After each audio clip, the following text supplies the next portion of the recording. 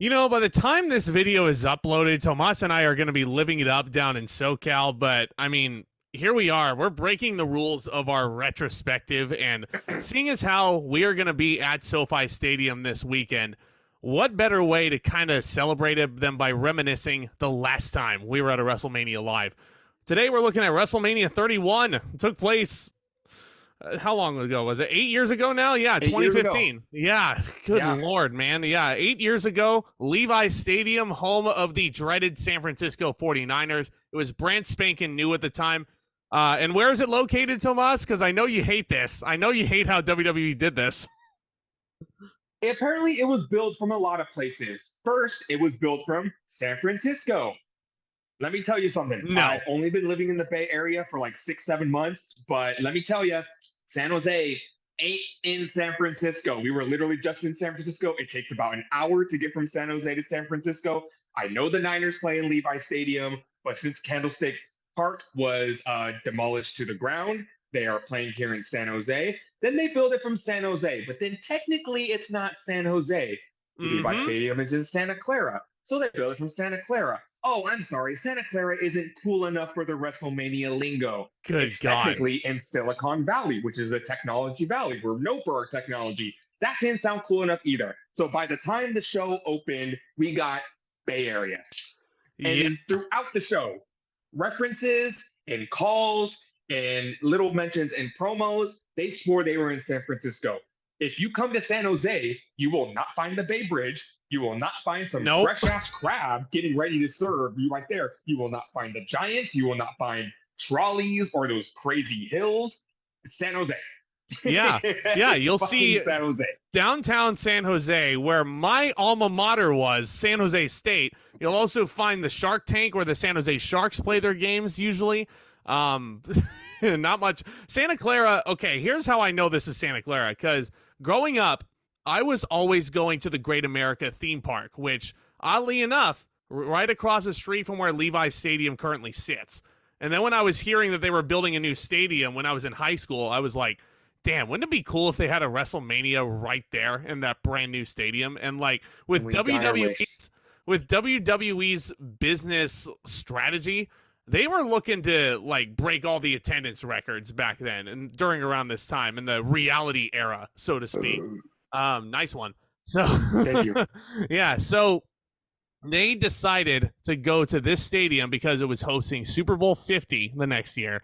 They wanted to be the guys who were like, we have the attendance record, not the Super Bowl, because Vince McMahon was petty. So we got our wish. And let me tell you, I don't quite remember when I found out, but when I found out that WrestleMania was going to be a mere less than 2 hour drive for me, I absolutely lost it. It was perfect. In 2015, I turned 21 years old, and my mom wanted us to make our 21st birthday special. They took my brother to Vegas, and my mom came up to me and said, Tomas, I know you don't drink. I know you don't really like Vegas. What do you want to do for your 21st? And I said, my birthday's not till July, but I want to go to WrestleMania in March. And she had the best response ever. Done. Is there anything else you want to do? That was easy. Do you want to go to Disneyland? Anything? And I go, no, I just want to go to WrestleMania.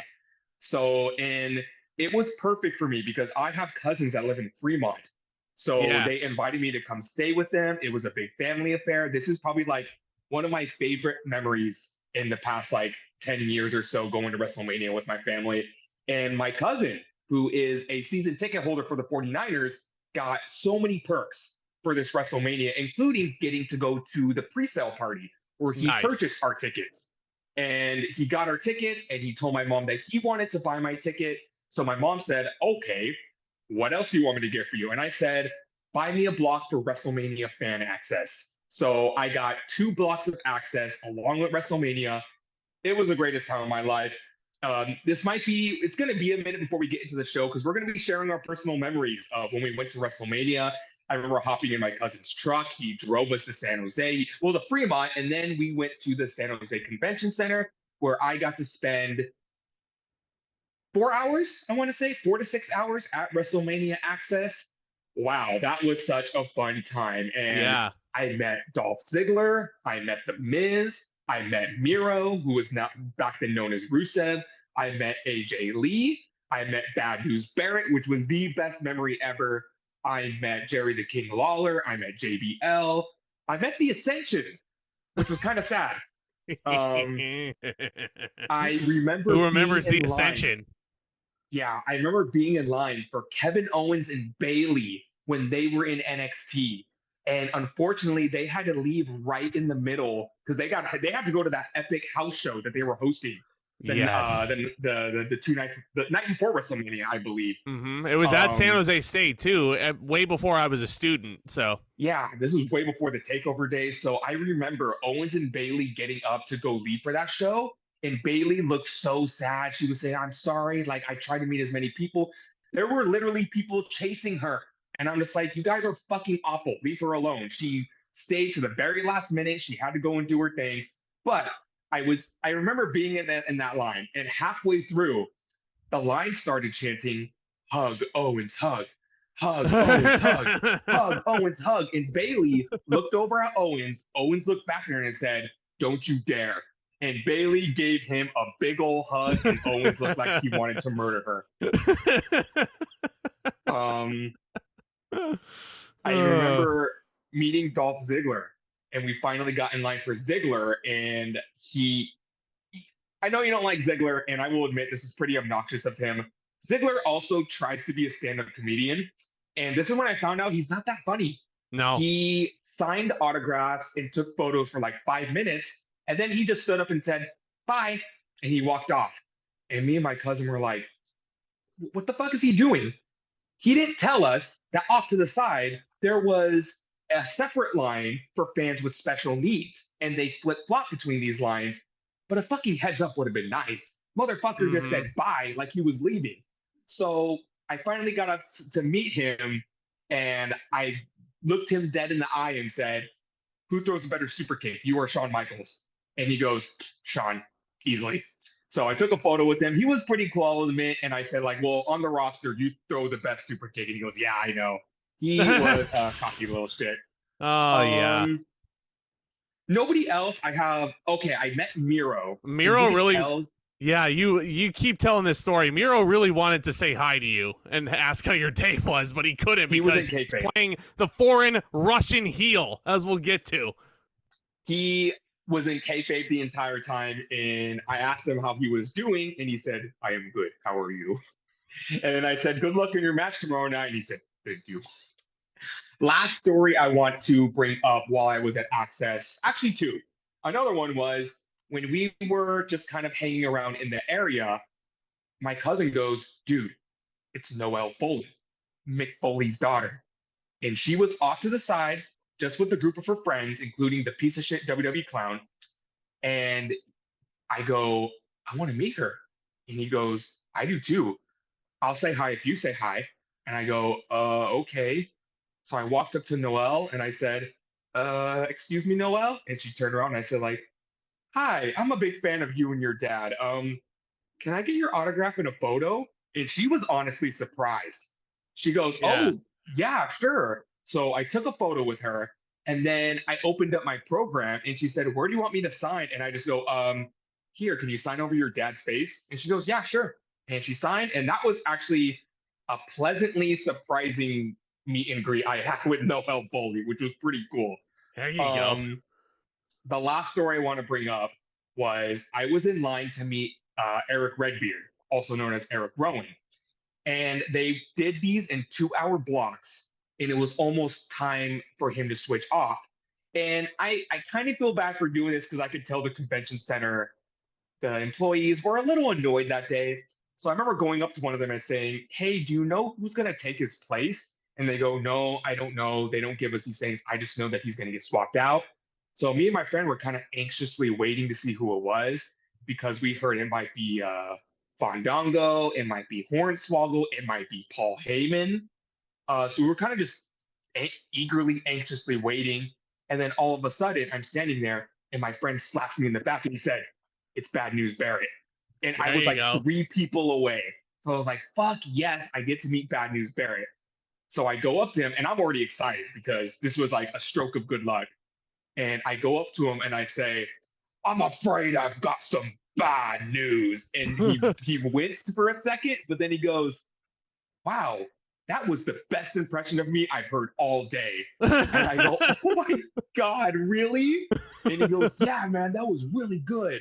So I shook his hands like, thanks, man. Like, you're one of my favorite wrestlers. And he was so fucking nice. If you ever Yeah. meet Wade Barrett, he's probably the nicest WWE wrestler I've ever met. And I took a photo with him. And afterward, I said, good luck in your match tomorrow, man, because he's going to be in this opening match we're going to be talking about. And he said, oh, thank you, bro. He is so fucking cool. So I just want to talk about a couple memories from Fan Access because that was so fucking fun getting to meet all those wrestlers. Dude, I'm so freaking jealous. I unfortunately did not get to go to Access or Hall of Fame or NXT or anything like that. I think because I was in my spring musical at the time and my family was giving me tickets to WrestleMania as a graduation gift, and that was, I mean, I was good enough with that, and I didn't really see. Yeah, well, I mean, I didn't really see like the value of Access when I was younger, and I was like, oh, you just go up there, you wait in line to get maybe like 20 seconds with the person if you're lucky. But I mean, yeah, like after you tell these stories though, I feel like, oh man, I missed out. But WrestleMania tickets, yeah. I mean, it depended on the star and it depended on the line. I also met the Ascension, and I felt so bad because their line was so short.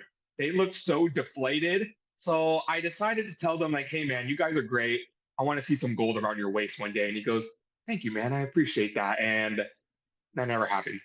I'm sorry, guys. They were cool, though. I'll give never them that. happened. Yeah, it was. It was Vince's. They were dominant in NXT around 2014, right before. This is right around the time they were called up to the main roster. Vince was just treating them like another Demolition or another Legion of Doom. And the crowd was like reacting in kind. They were like, we've seen this before. We want to see something different, you know, which is unfortunate. Those guys were put in that situation and they couldn't really escape it. But getting to the stadium, I rode the light rail train that I would use every single day to get up to San Jose State with my best friend. We go up there. It was actually his second WrestleMania. He was actually in attendance for WrestleMania 26. He was telling me how cool it was and like how like the grandeur and all that is like everything that they say it is. And we walked in. Let's just say if I was in attendance for Shawn Michaels' retirement match, I probably would have left in my own in a puddle of my own tears. So I don't get how he was able to handle that. I don't get how he was able to see Edge not winning the World Heavyweight Championship from Chris Jericho. But we walk in and man, oh man, you have the big ramp. You have the WrestleMania play button, like logo plastered all over it, which, WrestleMania play button. This is the first year that Vince McMahon did not feel the need to put the number on the WrestleMania logo because he said WrestleMania was getting too old and he didn't want to feel old. Hey, Zach, what Super Bowl are we at? We are currently at Super Bowl 50. Last one. This upcoming season is going to be 58 Super Bowls. Does the Super Bowl feel old to you? No, absolutely in my opinion, not. The bigger the number, the more impressive it is. This is WrestleMania 31. We are going to go to WrestleMania 39. Yeah. We're going to be in attendance for WrestleMania 39 this weekend. So fuck that noise, Vince. Fuck that noise. I remember piling into a car. It was me, my brother, my dad, my cousin John, and my cousin Randy. We all got to the stadium. We were heading up to the gate. I saw that beautiful Levi Stadium sign with the WrestleMania banner in front of it. We're hyped. And my brother did not do any festivities with me that weekend. But we were about to go up to the gate. And I hear him go, oh my God, it's Brock Lesnar guy. Who is Brock Lesnar guy? If you are an avid watcher of WWE, for all the pay-per-views, Brock Lesnar guy. There is this guy, and he's infamous for. He's called Brock Lesnar guy because when Brock Lesnar returned in 2012, there was this fucking jacked up UFC Chad-looking motherfucker in like a weird skull shirt who did that. He was caught on camera. That's why we call him the Brock Lesnar guy. And him and all of his other jabroni friends, including James Ellsworth lookalike wearing a green shirt with a smiley face on it, Frank the WWE clown. There's a couple others I can't remember. But if you watch a WWE pay-per-view, they're on the hard cam front row the entire time. So we saw that group, and my brother Isaac goes, oh my God, it's Brock Lesnar guy. And I go, so what? And he says, I want to go meet him. And I had my back turned and I go, don't. And as I turn around, my brother's gone. And I want to say 30 seconds later, he comes back and he goes, I got a picture with him. And I go, are you serious? And he showed me the picture and I just go, well, I'll be damned. Brock Lesnar guy is actually pretty cool. So Brock Lesnar guy, thanks for making my brother's day at WrestleMania. Never thought that was a sentence I would hear on the ZNT wrestling show. But yeah, because you really did. You really fucking made his day. Yeah. I met Noah Foley and my brother met Brock Lesnar guy. So in case you haven't caught on by this point, this is before the time Tomas and I became friends, before we even crossed paths. This is before Tomas would start dating one of my very good friends from high school, and that's how we kind of connected through her. But Tomas was sitting in like the upper deck, in the upper deck. I was sitting section 122. I remember it clear as day. We go to our seats. I'm just taking it all in. There's a really nice family in front of us, and they have a really touching sign with them, and I'm not going to get into details about that, but they were super hyped to be there. There was a guy Please tell me about that off camera, because I'm curious now. Yeah, there was a guy about a few rows ahead of us who was an avid Rusev mark, like out the gills. He was wearing the Rusev Crush T-shirt, trying to start Rusev Crush chants in our section, and I'm like, I'm gonna be cheering for Cena. I know he's gonna win. Rusev's gonna lose, but it's like, man, he's he like ain't that over yet. Hey, to this. Fast forward 3 years, and if that was a Rusev Day shirt, then he would have gotten some traction going. But this is oh yeah, it ain't Rusev Day yet. He was Rusev Day. Yeah, he was trying to start a Rusev Crush chant, which you never heard. You never heard on the programming. You want to talk about fan interactions? So my friend Hugo came with me to the show. And Hugo is notoriously known for looking like Samoa Joe. Yeah. He looks like Samoa Joe.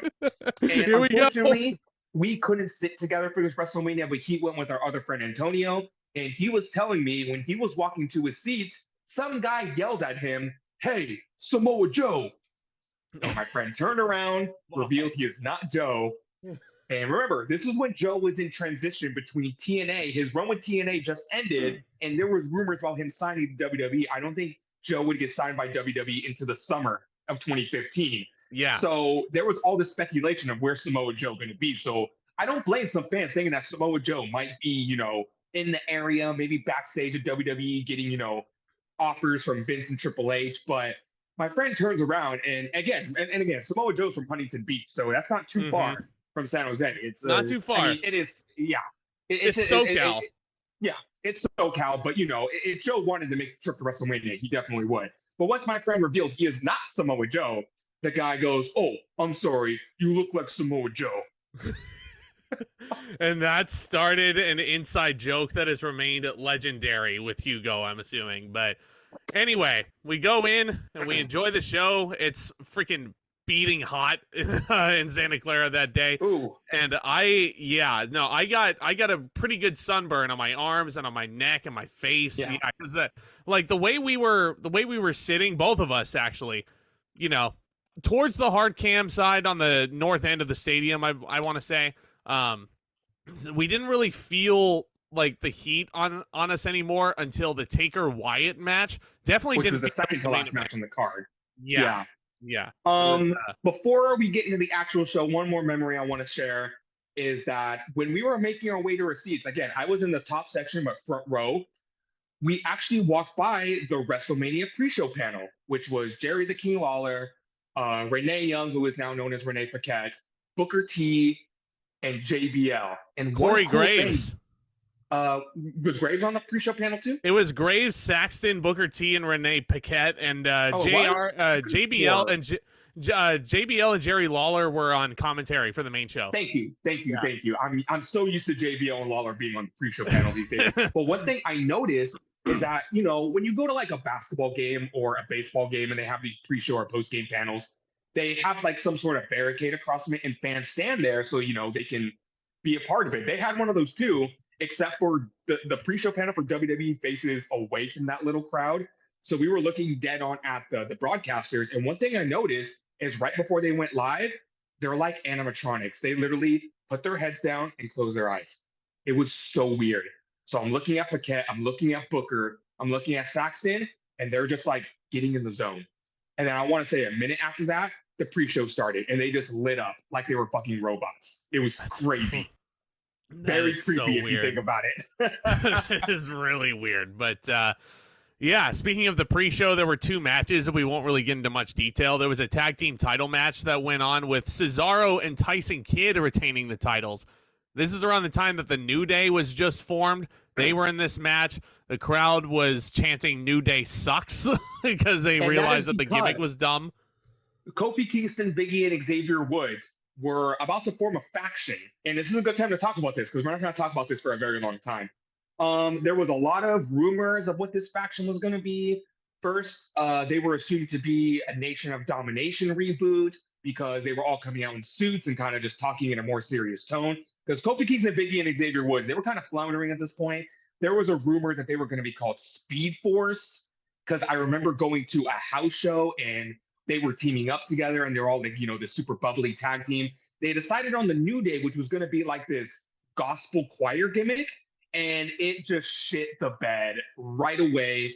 Nobody liked it. Yeah. So this kind of started their transition into being heels, but like overly positive heels. So this was kind of like the birthplace of that. So it's cool that we were in the birthplace of the New Day becoming what they were going to be today. Yes, and then their gimmick would become it would range from gospel choir preacher style gimmicks to heel gospel preacher style gimmicks like Reverend Devon. It would then turn into cereal. It would turn into ice cream, unicorns. Like the New Day has done it all. They're crazy, and this is props to them. But the other tag teams, the tag team champion, the Usos were challenging. Jimmy was hurt. So they did an angle where Jimmy got taken out pretty early and Jay had to wrestle the match by himself. Main event Jay, 5 years before it was cool. Hometown boys, the Usos. Tag team, Los Matadores, also known as the Colon Brothers, also known as the Shining Stars, also known as Primo and Epico. Poor Primo and Epico, they were being put through the ringer with gimmick after gimmick after gimmick after gimmick after gimmick. And in my opinion, this was the worst one. Yeah. This was very much worst so. One. The champions were Cesaro and Kidd. They retained the belts. I believe they pinned one of the Matadors. Yeah, random tag team that worked. Yeah. Dare I say.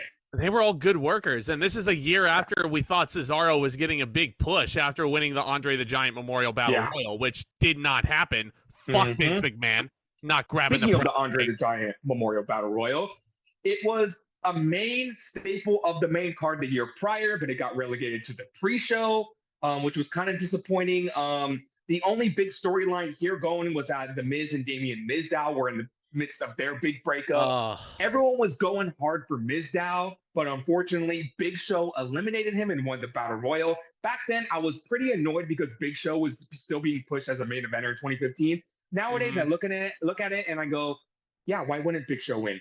He was a runner-up the year prior. He was in the middle of his monster heel push, and he's 500 pounds and 7 feet tall. He should be winning Battle Royals. And also, Big Show has always been compared to Andre the Giant.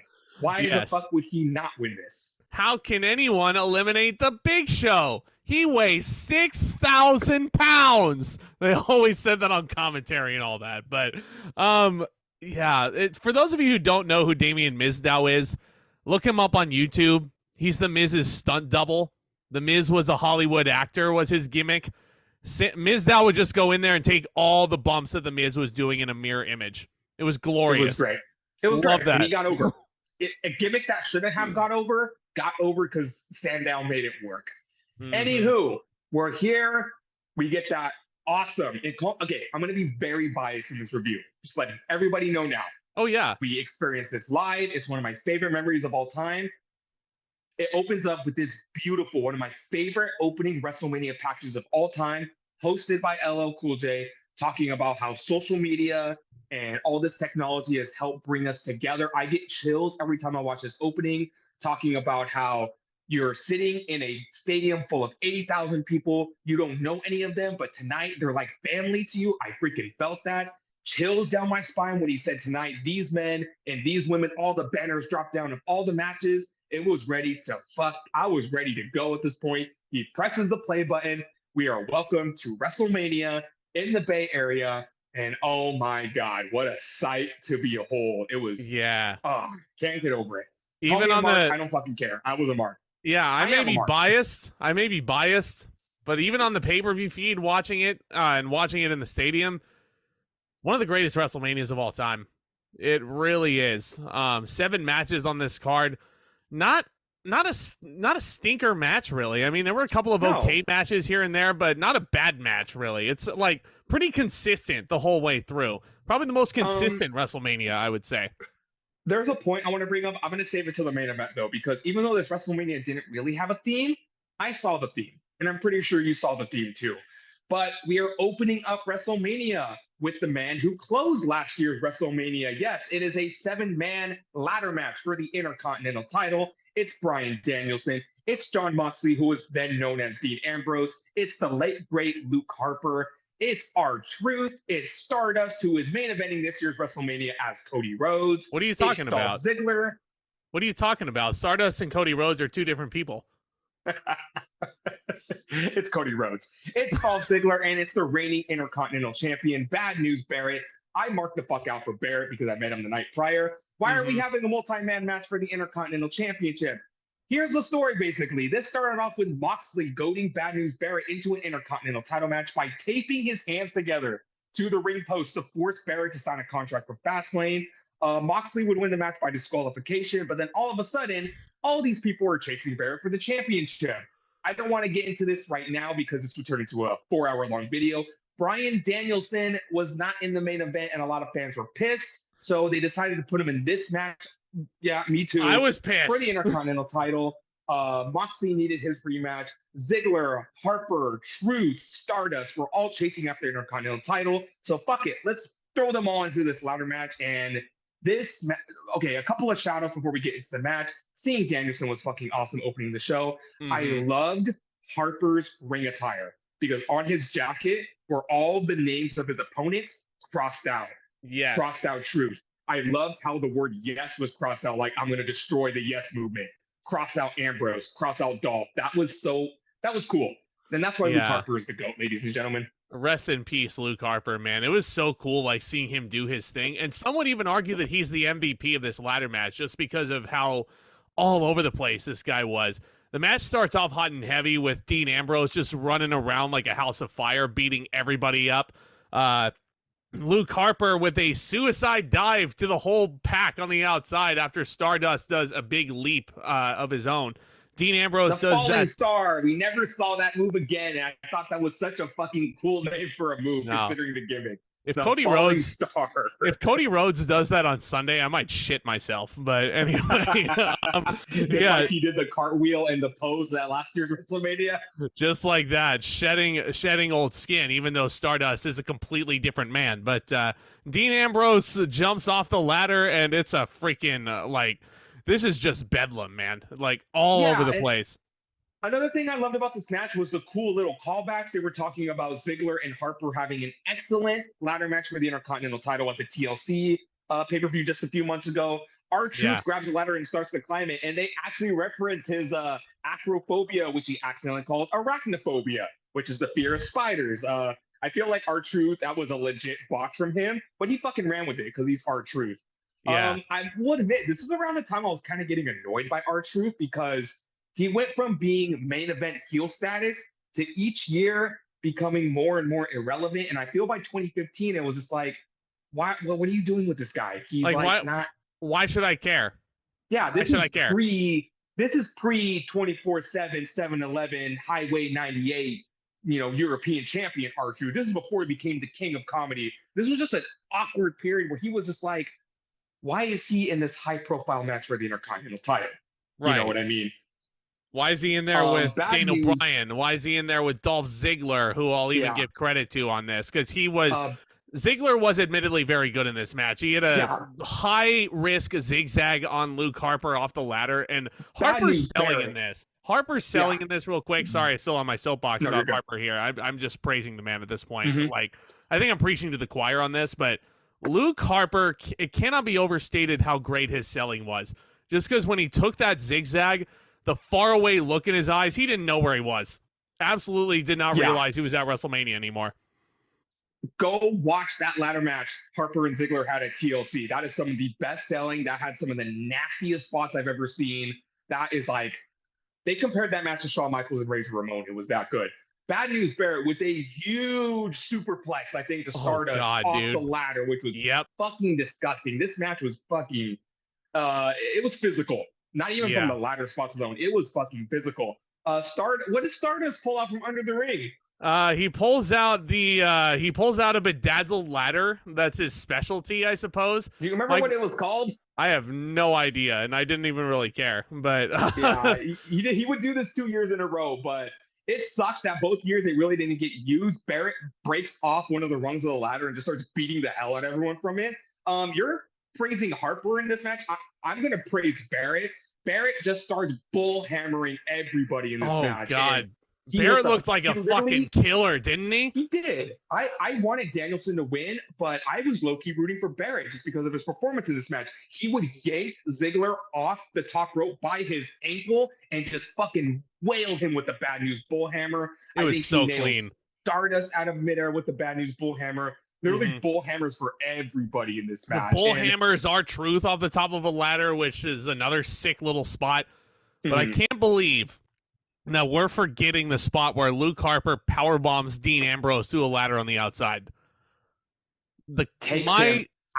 My section fucking lost it.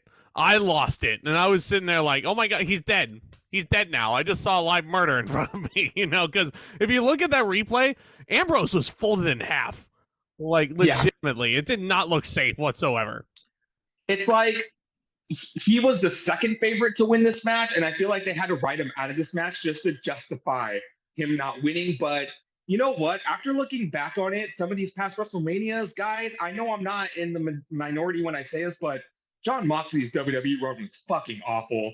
And this was just another example of WWE didn't realize what they had. Sure, they put the WWE title on him. It was for like 3 months, though, and it was like a very low point for WWE when they were trying to get their stuff back together. But if there was anything that represented Moxley's WWE run, it's this spot right here. This man's killing himself for no reason whatsoever.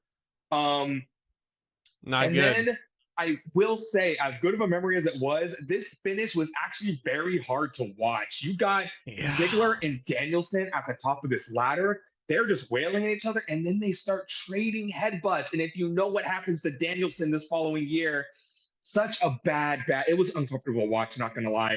Danielson would give a headbutt, and Ziggler would give back, and then they're just like two rams on a mountaintop, just absolutely just hammering each other's heads into each other. I hated it. It was so uncomfortable to watch. JBL with the best call in this match at this point, where he said, I didn't know farm animals could climb ladders. E-I-E-I-O, all the way to the top of the ladder. All as the crowd is chanting yes, like repeatedly. One more headbutt gets Ziggler off, and Bryan, wow, I almost said that. Bryan Danielson is your new Intercontinental Champion. I'm not going to lie, this felt like a consolation prize because Danielson, for the second year in a row, was not the Royal Rumble winner. And this time, the fans would not cheer him into the main event. So I feel like this was a consolation prize for Danielson. I'm going to give this ladder match 4.25 stars. This was an excellent way to start to open up the show. A lot of physicality. Everybody got their shit in. A good way to get a lot of the mid-card that could not have one-on-one matches on this show. Unfortunately, Danielson would only hold the title for about a month. He was supposed to defend it against Bad News Barrett at the Extreme Rules pay-per-view, but he went down to concussions again. He had to get stripped of the title. They put it on Ryback. I was depressed at this point, and by the end of the year, Danielson would announce his first retirement. But as we all know, if you fight for something, it will come true. And now Danielson, we just saw Danielson main event in AEW pay-per-view. So what a crazy 8 years it's been. This was such a fun moment. In one of the best matches I've ever seen live, too. This one I would say is up there just based on the brutality and how exciting it was just seeing a ladder match. I'm going to go with 4.25 as well. But in hindsight, was it really that smart to put Daniel Bryan in a match like this after he just came back from neck injury? Like, Exactly. And I'm not saying Danielson's in the wrong, but he even admits too that a lot of the spots he was doing were unsafe and that headbutt battle. And then he would do this literally the same exact spot with Ziggler in an Intercontinental Championship match the next night on Raw. exactly. So this man was just, he was giving himself concussions left and right. Not But no, good. this was very fun. And I know my birthday was like 3 or 4 months early, but that was the best. I could have went home happy right then and there, just seeing Mhm. Danielson win the Intercontinental title. This was excellent. And this would segue into a very, very chilling segment backstage with Danielson, which we'll get into in a little bit, which Oh, believe it yeah. or not, I missed because I went to the bathroom, I think. Mhm. And I came back and everyone was like, oh, Danielson just had a great segment backstage. I'm like, what the fuck? Or I remember watching the broadcast. I'm like, when the Yeah. fuck did this happen? I took my restroom break after the Triple H and Sting match, and I got a big fat bottle of water because I was baking under the sun, and Mhm. I think I missed that segment as well. But I will talk about that in a minute. But yeah. what do we have up next? Oh boy, yeah. So this is actually a very well built matchup here in hindsight. It's Randy Orton taking on Mr. Money in the Bank Seth Rollins, who is flanked by J&J Security. This is a battle over the favorites of the Authority after like a year or so. But how in the hell did we get here after all this Oh my time? gosh. It all started in 2014, where Seth Rollins took that big knife that was the steel chair and stabbed the Shield in the back in one of the most heartbreaking segments I've seen. The look on Roman Reigns' face is engraved in my mind. Rollins turns heel and joins up with the Authority. Who is the Authority? I would rather not talk about it, but it was Triple H's stable of himself, Stephanie McMahon, Randy Orton, Seth Rollins, Kane, and The Big Show. What the actual fuck? J&J This was Security. Jamie Noble and Joey Mercury, which I thought was really cool that they were getting featured on TV, even though at this point they were agents backstage. They were basically, they were the Singh brothers to Seth Rollins' Jinder Mahal, if I could Oh put it. They would be in Jesus. there and they would take all the heat for Rollins. But as the year kept going, there was tension within the Authority. Orton and Rollins really couldn't get along. And at the point of Orton's return from injury, because I think he got injured for a minute, they tried to team him back up with Rollins. And that's when Orton just straight up in the middle of a tag team match stepped off the ring apron, gave the 2-finger salute to Rollins, and that was the end of that little alliance there between Orton and Rollins. Rollins would retaliate and absolutely destroy Orton in a segment. Orton would come back and get his revenge on Rollins. So here we are. It's the present versus the future, and that's what Rollins was calling himself, the future of WWE. He said he didn't sell out. He cashed. He was buying in. He's got the Money in the Bank briefcase. It was at this point by Mania that I knew Rollins was going to be a main eventer. He just Oh yeah. had the look. He had the charisma. He had the style. This was peak Rollins. This is Seth Rollins' night right here in more ways than one. And this is just the first step of that, working with a caliber of talent like Randy Orton, who my friend and I were both very excited to see. And he was a big Randy Orton fan. I Oh, was, Hugo's a huge fucking Seth Rollins mark. So he was. We didn't get to sit with each other, but we were texting each other throughout the entire show, and he fucking lost it for Rollins, and it was his night too. But mhm, this match was excellent. I so loved good. this match. One of Like, Orton's best Mania matches, I would say. yeah, It's up there. It's up there if it's not his very best. Um, let's see. So J&J Security tries to get involved early on, and Randy Orton pretty much writes them out with that draping DDT off of the apron to the floor. That's not good for somebody like Jamie Noble, who's had a lot of concussions, or Joey Mercury with a broken nose after a ladder match.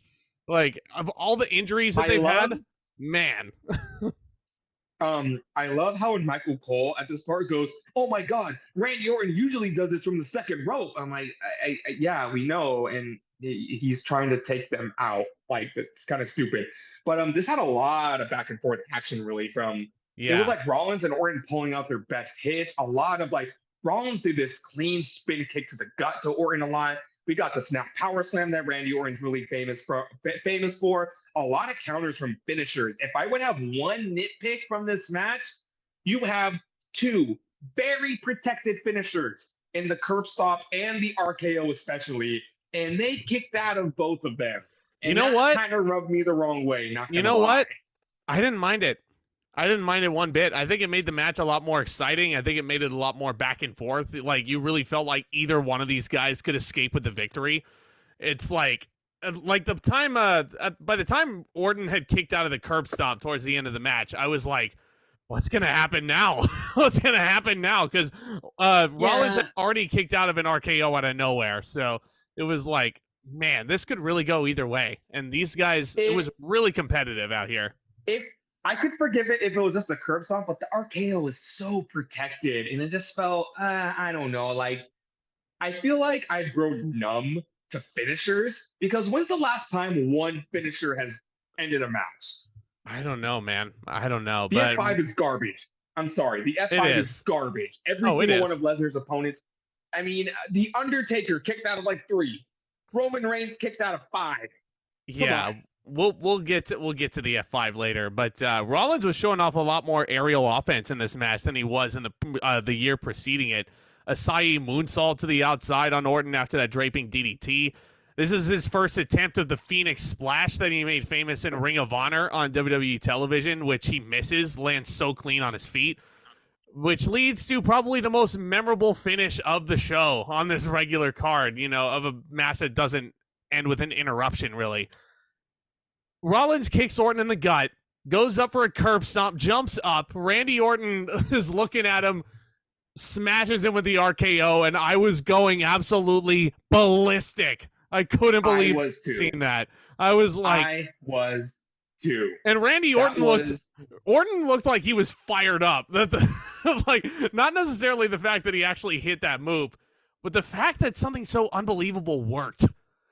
I'm sure him and Rollins talked about that spot like ad nauseum all week long, and the fact that he actually pulled it off. Randy Orton was sitting there like, yeah, he was so happy. So happy. Take all this into consideration.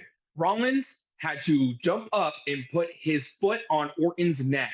Then Orton had to use that momentum to launch Rollins into the stratosphere and then be there to catch him for that RKO. You talk about the one with Matt Sydal in the shooting star press. Hell, you talk about the one at last year's WrestleMania with Chad Gable flying in midair, taking that RKO. You talk about the chokeslam counter into the RKO that Randy Orton did at WrestleMania 21. Call me biased. This is the greatest RKO of all time. Oh, it is. It is. There's no question about it. Like, just the crowd reaction, Orton's response, the way Rollins sold it, the execution of it.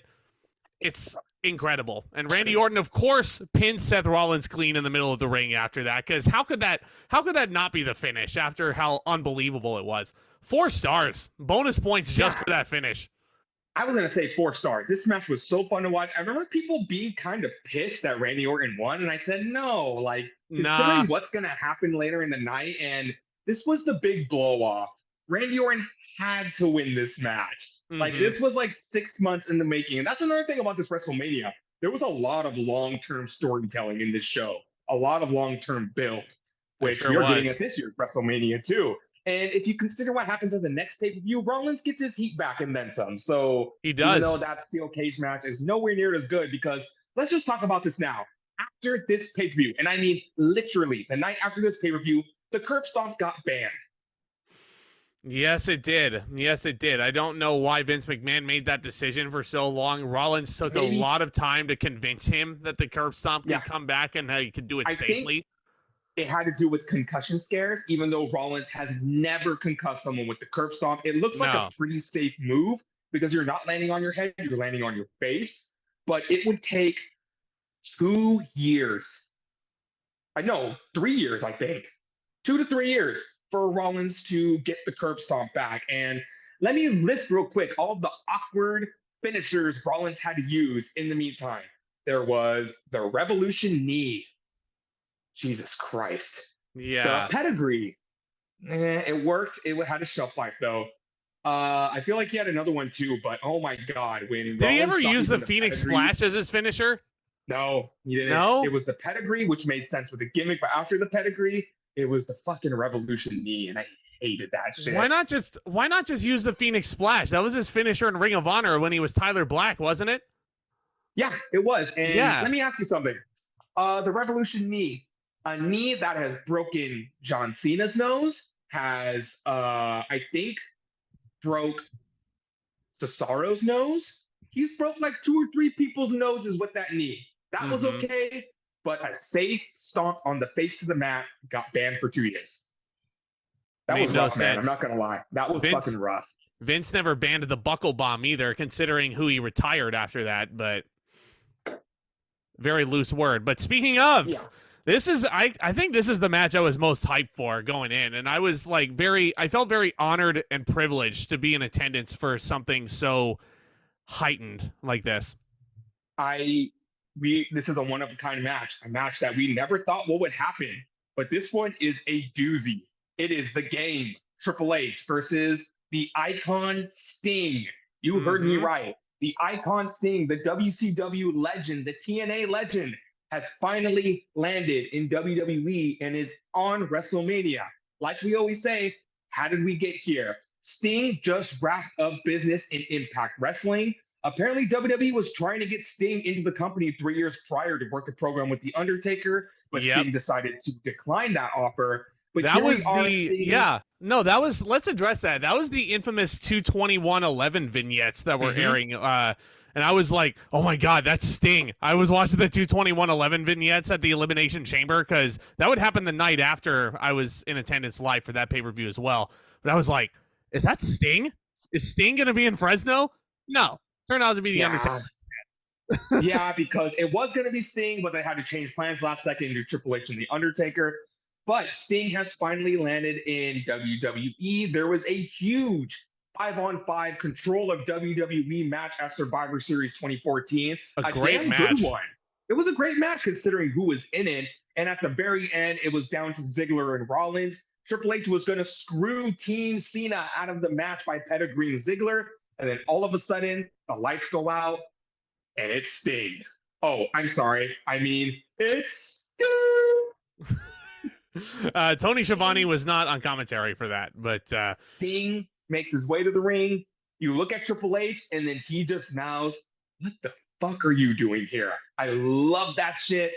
So Sting cost the Authority the match. And then this is where the storytelling gets a little muddled because oh my God, this pissed me off. A great story. This pissed me off. A great story, but then it got really fucking awful. It got petty. It got really petty because Vince could not help but look at Sting and be like, "You're the last WCW soldier that I've yet to bury. You're the last one." So that's what he made the story about. WWE versus WCW. Oh my God. Get a fucking grip. The Monday Night Wars have been over. It's been 14 years since this happened. So apparently I have to give everyone a history lesson because Vince McMahon doesn't even know his own history. Back in WCW, as we talked about in our Starrcade review, Sting was known as the hero. He was franchise. The vigilante. They even nicknamed him the Vigilante in WWE. He was the man who hid in the shadows, a lot like Batman, and he came out and served justice when it was needed. And Triple H and the Authority were the bullies. So Sting came out and he wanted to end that shit. He said, "Not in my house. This is my house now. We ain't doing that shit here. You're not going to be bullies anymore." And Triple H goes on and on about, "You're here to defend the honor of WCW." And Sting straight up says in a pay-per-view, "I'm not here for WCW, motherfucker. I'm here to stop you. I'm here to take you down." Like, Sting's promos were great leading up to this too. Great confrontation between those two at Fastlane the month before, where the match was actually set up, and we get probably there's 3 big entrances on this show, and we get 2 of them in this match. Sting comes out with a bunch of taiko drum players because apparently Sting is 1/100th Japanese. I think we need to address the elephant in the room, and it's not that. It's here in the Bay Area, it is very, very sunny. We are on the West Coast, so this show started about 4 o'clock in the afternoon. Yes. It is very sunny, and especially around this time with daylight savings time, it wasn't going to get dark until very late in the night. So a lot of these entrances that probably would have looked cooler in the nighttime, they came off a little, I don't want to say weird. I still enjoyed them. I enjoyed these entrances a lot. I thought this one was really cool. And let me share a fun story about this. So first of all, the commentators bring up a good point. This has to be the biggest crowd Sting has ever wrestled for. Oh Sure, he's yeah. wrestled in Japan, he's wrestled for WCW, he's wrestled for TNA, but he's never been in a stadium like this. I don't know if Sting's ever worked the Tokyo Dome. If anyone knows that, feel free to correct me. And but in the 24 special, they were actually following Sting. Cameras were following Sting backstage all day. Sting was nervous, really nervous. But hey, Stinger, there's nothing to be nervous about because we all had your back that night, and it was But then, fun story. So my brother's favorite wrestler of all time is Triple H. And when Sting came out, I said, I'd like to see Triple H beat that entrance. Oh boy, did he. Yeah. So it starts off, and okay, let me get started right now. I know this is biased, and I know what this entrance was. I don't give a fuck. I love this entrance. All of a sudden, you get these shots of the Bay Area, shots of San Francisco. We're not in San Francisco. And then they hover over Levi Stadium. Arnold Schwarzenegger does a cold open for Triple H. It's for a Terminator movie. I know, but I don't fucking care. You got the Terminator stand up the whole audience. It's a hostile environment. They're running through the whole roster to see who it is. They locked on to Sting. He's the hostile. He's the target determined. Take him out. Target determined. It's Sting. And then the fireworks go off. Terminator T2000 rise from the stage, and Triple H rises from the stage wearing full Terminator shoulder pads. Holding skulls of T2000s in his hands. It was the coolest fucking thing ever. Judgment Day has arrived. It's time to play the game. And my mouth was ajar. It dropped to the floor. And then popcorn bits. I'm assuming his brother looked at him and was like, he beat that entrance. Best entrance of the night for sure, I would say. So Triple H goes down, and it's announced that the only way to win is by pinfall or submission. So no holds barred here. Lillian Garcia just made that announcement. This was WCW rules. You don't say. With Charles Robinson as the referee. As you know, in late WCW, all the rules were thrown out the window. And I mean inconsistencies. There was interference, there was weapon shots, and they would just not call disqualifications only when convenient for the storyline. So when I heard that, I just go, this is WCW booking, but they're actually justifying it by saying it's no disqualification. And you know what? I was down with that. Yeah. I was really down with that. Because if they would have did this match the way it did and not have said that, I would have been very irritated. The ring work honestly wasn't like fantastic or anything like that. I don't think it was meant to be fantastic. I think this was meant to be just a fun match filled with nostalgia, just all over the place. Sting is no selling Triple H's offense. He immediately gets "You Still Got It" chants from the crowd, which it was a very overused chant when Vince was using all the part-timers at Mania. Hey, I love me some Stinger, but you also got to take his age into account. So he's working a lot slower. Even before he left TNA, you know, the Stinger's starting to slow down. Yeah, sure, he's still jumping off balconies, but he would. If you watch his offense in AEW, it's a very contained until he has to do that big spot. So Sting's not out here wrestling 30-minute marathons like he did back in the day. No, how long did these two get? I'm looking this up. Yeah. How long did they get? Let's see. How long was this match? 18 minutes and 36 seconds. Man. But you also got to take into consideration a lot of downtime, a lot of selling. There was a lot of other components in this match. So the first act of this match is pretty basic. They're just wrestling for a bit. I feel like Triple H and Sting had to get the introductory stuff out of the way, and then they went straight to the finishers. They went straight to the Scorpion Death Drop. They went straight to the pedigree. But once Sting has Triple H locked in the Scorpion Deathlock, I love you, Stinger, but you have the second worst sharpshooter of all time. I'm sorry. Only second to The Rock.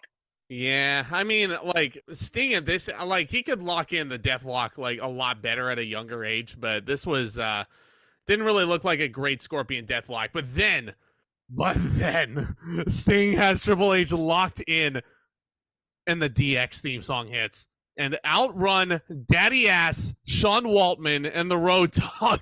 And it's like, what the hell is going on here? So DX comes out there. They run interference. Triple H then hits the pedigree. It's a fucking kick out. And I'm like, what's going to happen now? And then it gets even wilder. Here's the thing. I'm used to seeing DX. I'm used to seeing X-Pac. I'm used to seeing Billy Gunn. I'm used to seeing Road Dogg. I thought that was just Triple H's cronies coming out to help. Here's where I marked the fuck out. This is when my 13-year odyssey of being a wrestling fan came full circle, because the New World Order's music hits and my section goes ballistic. It's Hulk Hogan, it's Scott Hall, may he rest in peace, and it's Big Daddy Cool Kevin Nash. The commentators hit the nail right on the head. It's like we've gone through a time warp. JBL says, but who are they here to help? And he actually made a really good point. He did. Sting and the NWO were mere mortal enemies in WCW. And we're not talking about Wolfpack. That doesn't fucking count.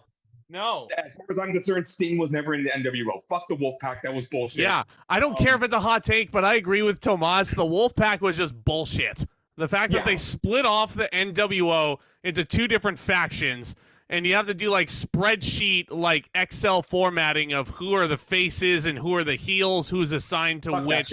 If you're red NWO, you're the faces, and it's like your idea is dead. Your idea is completely dead. I didn't really care because I was going crazy anyway. This is like if Superman was fighting Captain America and the Avengers came out to help out Captain America, but then the League of Villains came out to help Superman. Like, what the fuck is this shit? Yeah, that's a great analogy. I get it. It's not like Sting had any WCW allies that could come help him, but this was the big nostalgia hit. I didn't care. And then, good Lord. Okay, after WrestleMania, me and Hugo we were still on the high of WrestleMania. So we were looking at every single thing we could WrestleMania related.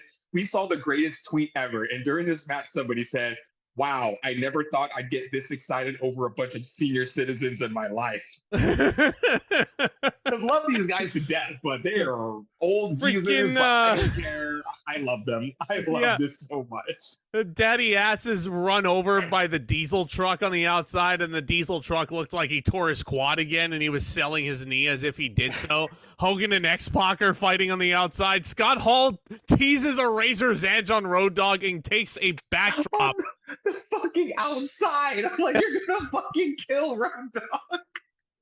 You know, it was so cool to see, but in hindsight, when you look at this, it's a bunch of old men just like fumbling on the outside of the ring, and it's just like I loved it. I loved every single minute of it.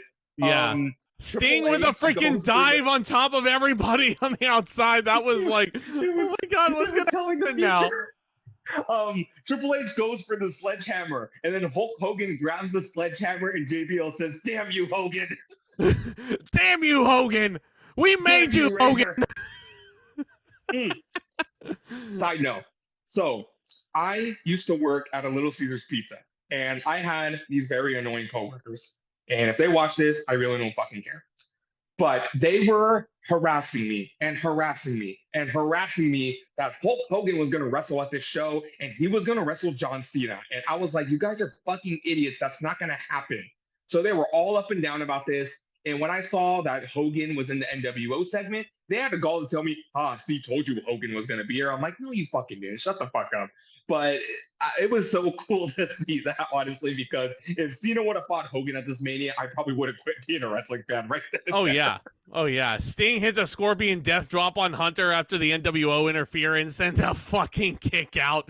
And I'm like, what's going to happen next? And then, just when you thought there wasn't enough craziness, this is a WCW rules match. Sting is getting set up to take out Triple H again, and then Shawn Michaels runs in. Yeah, no, so Sting had Triple H locked in the death lock again, and then suddenly the people on the floor are marking out. I'm marking out because the camera does not shoot Shawn Michaels. I see Shawn Michaels in the corner, like, because he's like right directly across from me. He hits the fucking Sweet Chin music on Sting. That's a sentence I never thought I would say. And JBL is like, I've never been so happy to see Shawn Michaels in my life. Michaels throwing it back to 2005 heel Michaels because he hits that super kick and he's just staring down at Sting, kind of like in a sorry kid, nothing personal kind of way. He's Triple H's best friend, and then Sting kicks out of the fucking super kick. And the match was so good until this finish. So, like I said, it's the baseball bat versus the sledgehammer. Sting breaks the sledgehammer in half, which is revealed that it's hollow. The stick is hollow. And this is where you think the grand finale is going to happen. You have the NWO in Sting's corner. You got D-Generation X in Triple H's corner. Sting goes for a Stinger splash. He's going to go for a second Stinger splash. I see Triple H reach for the head of the sledgehammer. He bashes Sting in the head with the hammer, and Triple H gets the pinfall. Oh, my God. My section was fucking furious. Oh, I was furious. Like, as soon as the pinfall happened, because I needed to hit the restroom, I was like, oh, fuck this. I'm not watching the aftermath. And I got up and walked away. I got up and walked away. So I'll cover what happened after this. I wasn't too mad. I mean, I understand why people are mad. This is Sting's, unfortunately, his first and last WrestleMania, which we'll get into in a second to why that is. But I get it. Triple H didn't need to go over here. This should have been Sting's big moment, but this was Vince being petty and not wanting to put Sting over. Afterward, it was kind of like I know we had our problems, but let's hug it out in the end. And the NWO and DX shake hands and hug it out. It's kind of like it was kind of like the curtain call. Like, we just put on a good show. Hey, we're all cool. We're all cool. Hey, we're all cool over here. But regardless of the weird booking at the end, I'm going to give this 3 3/4 stars. This was so much fun. Yeah, I like this match a lot because considering who's in the ring, you're not going to get a 5-star 30-minute classic out of these two guys, but just the nostalgia and the fun factor and the fun storytelling, regardless of the finish, I had too much fun with this match. Yeah, that's why I can only go 3 1/4 stars, just because the work in it isn't going to be spectacular by any means, and the NWO helping Sting, like, WCW purists probably hated this match because they were looking at it like, why is the NWO helping Sting here after all Sting had put them through? Yeah, you know what? I just realized that is a little too generous. I'll give it 3.5 stars. I still had a lot of fun with this match. Again, I'm going to be very biased on this show. Now, what am I talking about? This is Sting's one and only WrestleMania. Well, that's because Sting only wrestled 3 matches in WWE.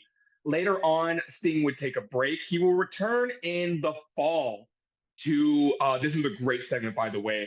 Sorry to jump the gun a little, but Seth Rollins is the WWE champion, and he's the United States champion. And they're going to reveal a statue for Rollins. And as they're about to reveal it, there's this big curtain and a podium in the middle of the ring. They pull it up, and there's Sting. That's one of the coolest fucking segments on Raw. Sting holds up the WWE title saying, hey, I want this. And they actually wrestle a match. Sting gets hit with a buckle bomb, and he's forced into retirement because his neck. Yeah. Not good. Yeah. Not good. In 2016, Sting would get inducted into the Hall of Fame. And I just watched that WrestleMania, and he said, I'm officially retiring. That didn't age well at all. We all know Sting came out of retirement in 2020, and he is still wrestling to this day in AEW. But there are rumors that he's going to be wrapping it up soon. So if that's true, Stinger, thanks for all the memories. Considering my age, my first exposure to Sting was in TNA. So I've been watching Sting since 2006. And even then, in the second half of his career, he has still provided me with so many memories. So thank you, Stinger. This was, what an honor to be in attendance for his one and only WrestleMania match. Yeah, I'm right there with you. I felt very privileged to be there. But after this, you get a Kid Ink concert and a Skylar Grey, and they're singing the theme song. And I do have a vivid memory, and I did record a video of myself just like filming the people walking up the concourse to take a break, and I was yelling at people. I was like, "Where's everybody going? Sit down!" And then I looked at Andrew, and I'm like, "Hey, I didn't know we were at a concert." I know. What? This is a wrestling show. I mean, okay. I'm going to defend this, but then understand this at the same time. You're right. We're not at a concert. We're at WrestleMania. But here's the thing. WWE is fully aware this is where everyone's going to go to the bathroom. And you do need that break.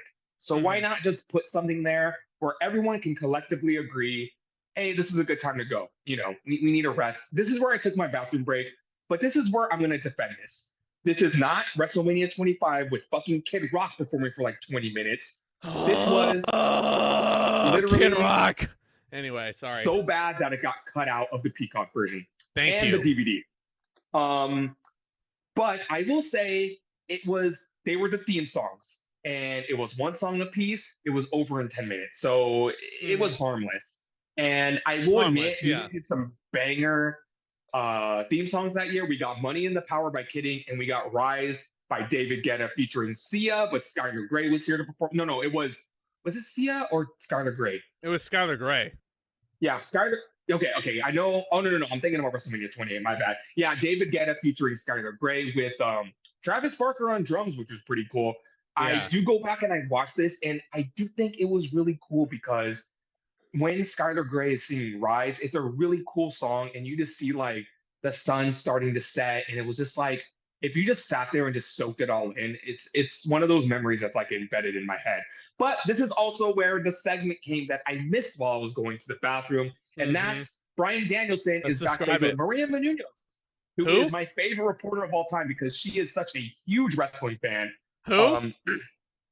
Hey, don't you disrespect Maria Menounos. She's cool. I'm sorry. Who? She is an all-time wrestling fan. She wears her Bushwhacker shirt every single year at WrestleMania, and I love her for it. She's interviewing Danielson for winning the Intercontinental title, and here come the legends. You have Pat Patterson. You have Rowdy Roddy Piper, may his soul rest in peace. Wait.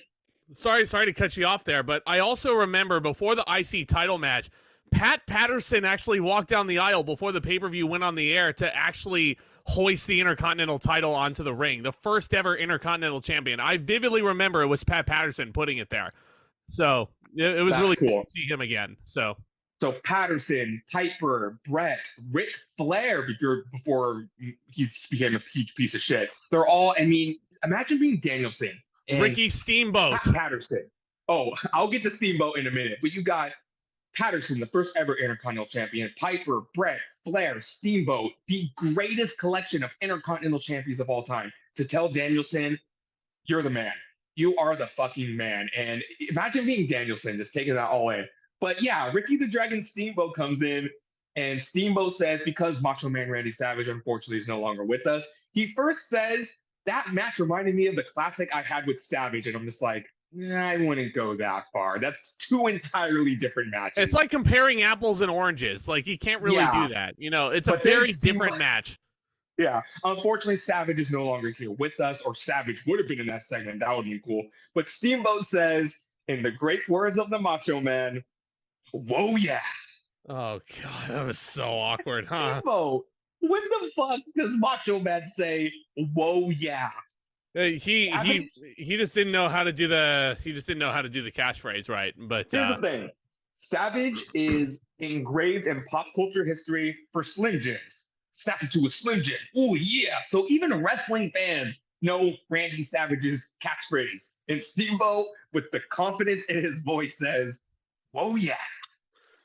So awkward. And then all the legends start doing the yes chant with Daniel Bryan. Ron Simmons walks up to the proceedings to do his trademark catchphrase to put over how ridiculous it all is. And I know I gave Maria Menounos a lot of shit, but I loved her line where she's like, I don't think you're a former Intercontinental Champion. Why are you here? And Simmons realizes that and goes, dude, let's talk about damn real quick. In 2006, Ron Simmons randomly came back to the WWE. And John Cena was in a segment. Simmons randomly fucking came out and just said, damn. So it was a reoccurring gimmick for like the next 2 years where Ron Simmons would just randomly come into a shot, look around and say, damn. That's the only thing he said. And so it got over because Simmons still does it to this day. He'll just randomly come in for like a Raw reunion, say damn, and leave. And do you ever see the do you ever see his cameo on Gargano and Ciampa's Glorious Bombs?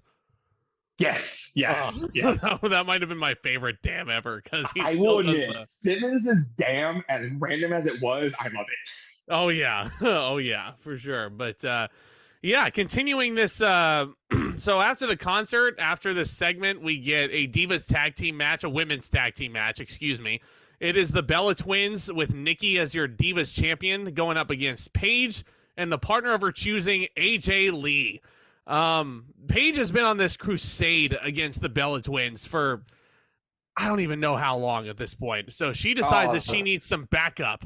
And AJ Lee just made her return after putting over Nikki at Survivor Series for the belt. And AJ's looking for some revenge here. It's nothing really. There's not a lot to talk about with this match and when it comes to the story. And I'm going to go into a little rant about this match. Number one, the women's title isn't even on the line. Thank God this would be the last time this would happen, because next year, the women are going to get a huge facelift. We're going to get an excellent triple threat match with Charlotte Flair, Mercedes Moné, and Becky Lynch for the women's title. That's a classic. I just watched that, and I that is such a historical moment for the women. Number one, and then the next thing, the Bella Twins. I don't know when I'm going to get a chance to talk about the Bella Twins, so I'm going to talk about Bella Twins. I don't like the Bella Twins. I think they're stupid. They can't wrestle. They're WWE's version of the Kardashians. I'm glad they're out of WWE. I don't care that they changed their last name to Garcia. I hate Total Divas. I hate Total Bellas. I don't like them. But come on, Nikki. Okay, fine. You want me to say something nice about the Bella Twins? I like Brie Mode. I like that song. I know I'm in the minority, but I like that shit. I liked it when Brie went Brie Mode. I know they're like multi-millionaire models and influencers, and I'm just some dude sitting in a fucking chair that works at a Starbucks and Target. I know I have nothing to say, but I'm gonna say I don't like the Bella Twins. I think they're stupid. Gotta love how Brie likes doing the yes chants as well to feel cool. Yeah, exactly. And that's the one thing I like about the Bella Twins, other than Brie Mode. Brie is married to Bryan Danielson, and let's just say Brie... if I ever saw the Garcia twins out in public, I would probably just walk by past them and say, no, I don't care. Yeah, I mean, they seem like legitimately nice people, though, from what I hear. So, nothing really spectacular about this match. Nothing really stood out. I didn't really have a lot of memories with it. I thought it was cool to see Paige live. There weren't any. My family decided to go use the bathroom, and I was like, "Where are you guys going? I actually want to watch this match." So I stayed in my seat for this match. AJ Lee, I think she's overrated. I didn't think anything special about her. Don't remember if my section started a CM Punk chant or not, because this is around the time where it was a year after CM Punk had left WWE due to health differences, and it's I don't think so. Actually, just went into this rant about Zack the other day. AJ, everyone praises her like she was this martyr, like she was this, it's best to compare her to her husband CM Punk. She's overrated, and here's why. Was AJ a decent wrestler? Sure. Was she good on the mic? Yeah. But when you look at the current roster of women, and one of them is just a little decent, of course they're going to stand out. And I think that's why AJ got so over, because she was a decent wrestler amongst a bunch of shitty ones. Mm-hmm. So, and I think because she had that little spunky attitude about her, that's how she got over. There was a lot of women around the 2014, 2015 era that I thought were overrated as fuck. Caitlyn, she was another one. I thought she was decent in the ring, but because she was decent among a bunch of wrestlers that sucked, she stood out. So, to that extent, I hate saying it, but Paige / Saraya is a bit overrated in my opinion. She's good. Yeah, she's good, but she's not she's not a Toni Storm good. She's not a Ruby Soho good. She's not a Britt Baker good. No, she's not a Jamie Hayter good. Good. She's not a Rhea Ripley good. She's not a Bianca Belair good. She's not an Asuka good. No, not at all. Not a Becky I'm Lynch sorry. good. I just named the women that are in the main events of WrestleMania this year. That makes me a fucking mark. Yeah, fuck but AJ does make the Divas champion tap out to her submission to Black Widow. And after a showing on Monday Night Raw the night after Mania where she's wearing a Bayley t-shirt, I love hugger, or I'm a hugger. Yeah, thank you. I don't remember the slogan, but she wrestles that Divas tag match on Raw with the infamous chants towards them, and she's gone. She retires. She's out of there. So disappears from programming. You can look it up because I don't care enough to. Apparently, she just wanted to leave professional wrestling because she was getting a lot of flack for being CM Punk's wife. She also, I get it, because why is she still going to be in this company if her love is not there anymore? So she decided just to hang it up. And here's what I have to say about AJ. I thought she was overrated. if she would have stuck around and she would have worked with like Charlotte Flair, Becky Lynch, Mercedes Moné, Natalia, some of the more Bailey, more of the better wrestlers that we would get in the following years. Would she got better? I think so. I think she would have got a hell of a lot better. But essentially, again, what you're saying, Tomas, is AJ Lee was a big fish in a small pond. So, and you know what? She's happy. Good for her. Yeah. I met her at Van Exis. There's a reason why I didn't talk about that. I'd rather not get into the story, but I met her too, and she's all right. She's cool. Yeah. But yeah, I'll give it 2 stars if you don't want to. I'm gonna go with 2.25. I mean, it was, serviceable enough, but certainly the weakest match on this card in my eyes. But and it's not their fault. We were still in this very awkward phase of just the women still weren't given enough time. It wouldn't be until those 3 mega stars in Lynch, Moné, and Flair would get on the scene before. And Vince, women's wrestling is a hell of a lot better. Vince beating his women's champion in a non-title match at WrestleMania. That's stuff you do on Raw, not on your biggest show of the year. But okay. Anywho, now we got through, I hate to say it, all that filler. Let's get back to the main card and probably one of the biggest matches of the night. Yes. It is Miro, the current reigning United States champion, who was back then known as Rusev, taking on the destroyer of all dreams, John Cena. Oh, I had to get that out now. I loved this match. I loved this match. It was so good. That, again, how did we get here? Miro, aka Rusev, aka Alexander Rusev. How many people remember that? Aka Rusev. He was in NXT and got brought up to the main roster in 2015. Of course, because Vince loves his foreigner gimmick, the evil foreigner gimmick, changed this Bulgarian brute into the hero of the Russian Federation. He was flanked by Lana, CJ Perry, who ended up being his real life wife. And he would be on a tear on Monday Night Raw. He would be destroying guys like Xavier Woods and R-Truth and Jake Hager until he would defeat Sheamus and capture the United States Championship on an infamous episode of Raw where this match took place not on TV. It was a WWE Network exclusive that you had to watch after the camera stopped rolling. Weird. And Rusev would capture the United States Championship. He would remain undefeated for the rest of the year until he ran into the brick wall that was John Cena. Cena had just failed to win the WWE Championship from Brock Lesnar at Royal Rumble, and Cena wanted to challenge Rusev for the title. Rusev would actually beat Cena in this match after a low blow and making him pass out to the Accolade. After that, Cena was demanding a rematch because the game over. The game over. I wasn't going to say it, but if you insist, the game over. Cena wanted a rematch because he's a sore fucking loser and he can't accept the fact that he lost. So that he lost to a foreigner who's still talking crap about his country, and Lana's going out. Cena, no championship match for you, Cena. No championship match for you. No rematch. What makes you think you deserve a rematch at WrestleMania? The answer is no. And then Cena goes on a freaking tirade. What does Big Bully Cena do? He puts Rusev in the SDF and he refuses to let go until he gets this rematch. Well, no. Rusev did not give it to him. Rusev was passing out in the STF, and Lana basically caved in. She was like, okay, you can have your match. Just let him go, please. After all this time of Lana praising Vladimir Putin on programming. Anybody forget that?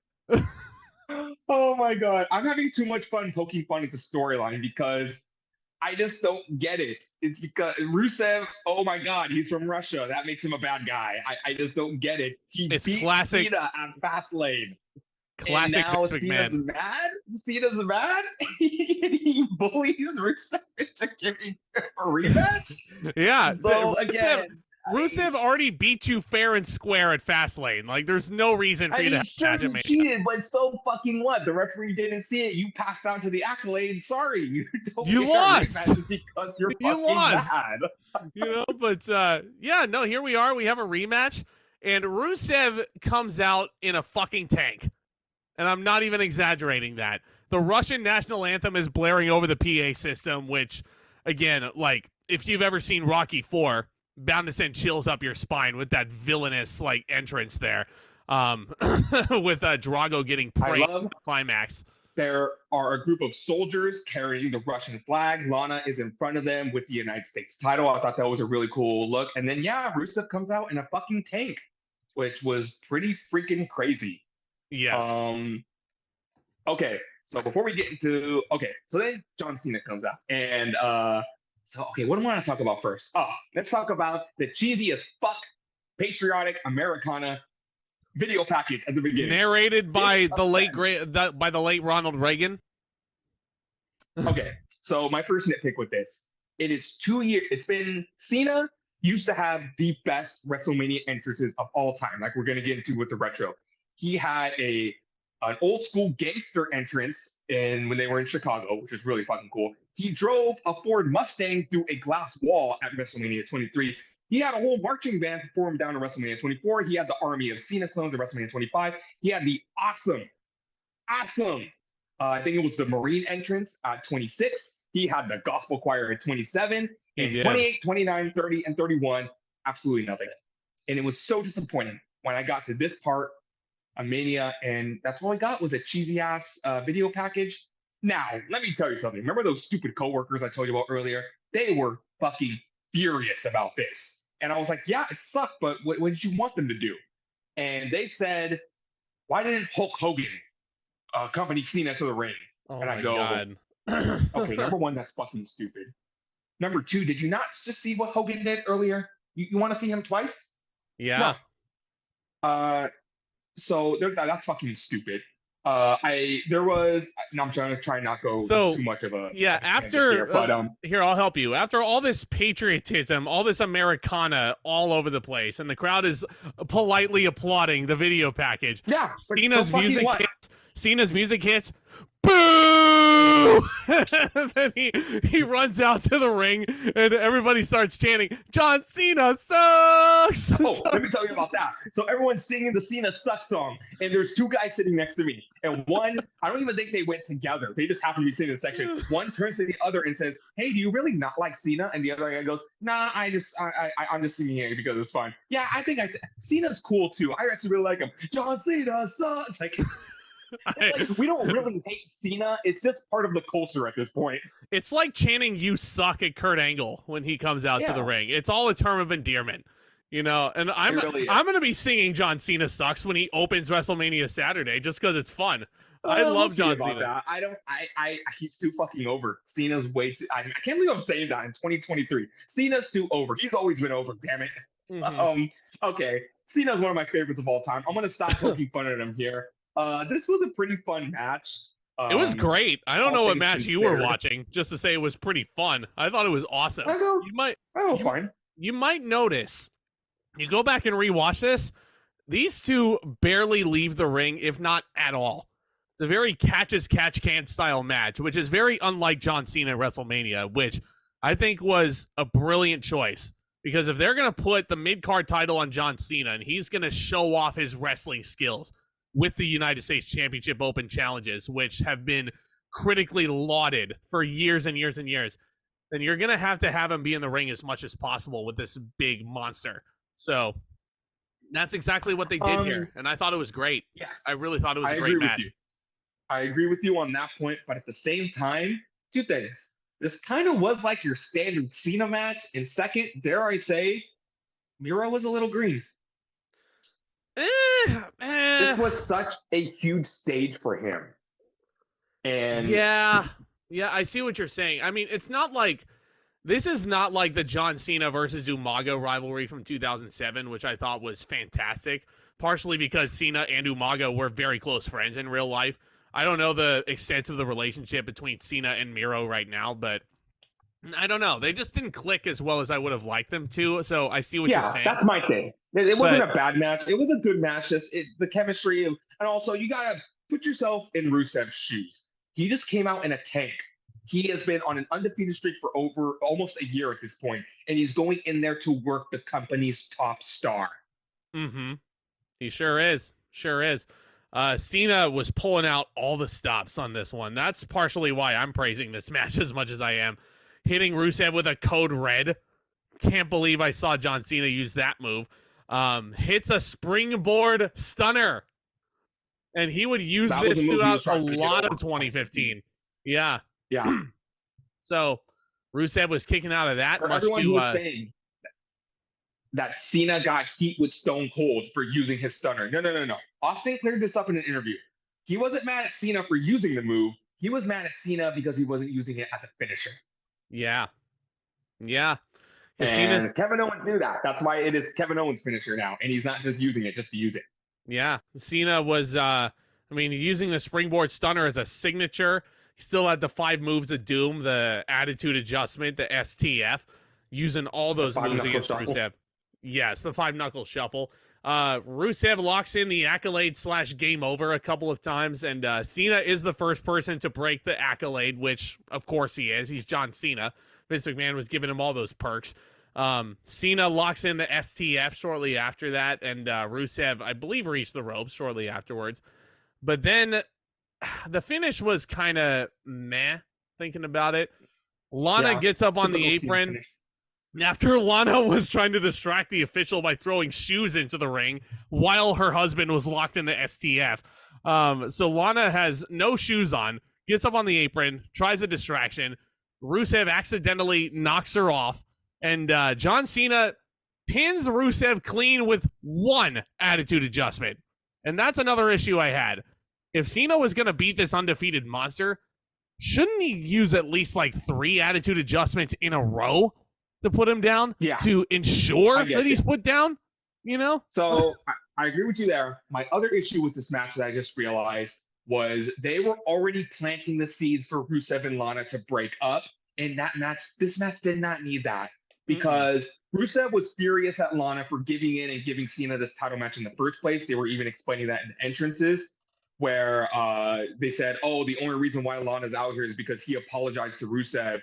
And Rusev said, okay, you can be at my side. And then this finish, it wasn't needed. I know they were kind of trying to protect Rusev with this undefeated streak and make it look not so bad. But 1 attitude adjustment, the match was over. And then they were already going to go through with the Lana breakup because these two would wrestle 2 more matches, a Russian chain match at Extreme Rules, and then the token I Quit match at Payback.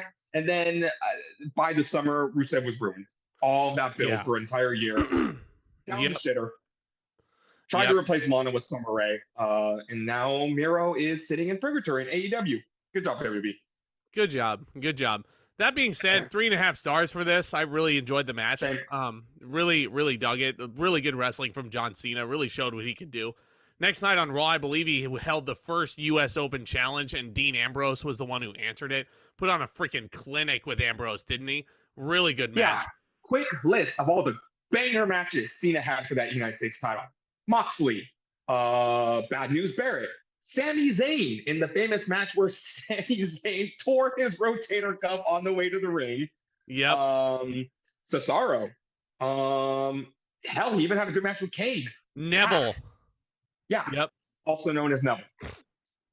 This was probably the best run of matches that ended with an excellent feud against Kevin Owens. Yes. Which was Kevin Owens' debut onto the main roster.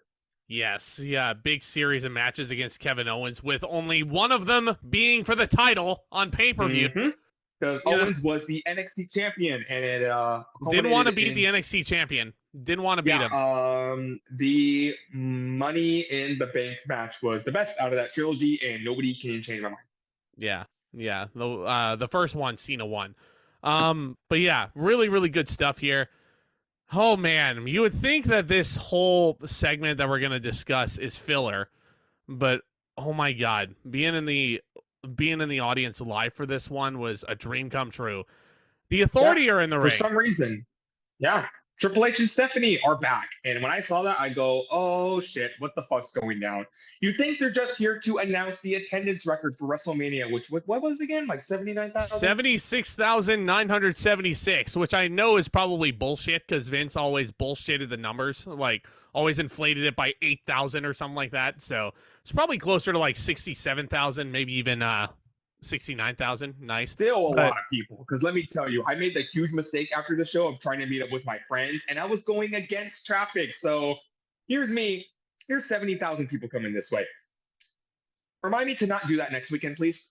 Yeah. No, we won't do that. We won't do that.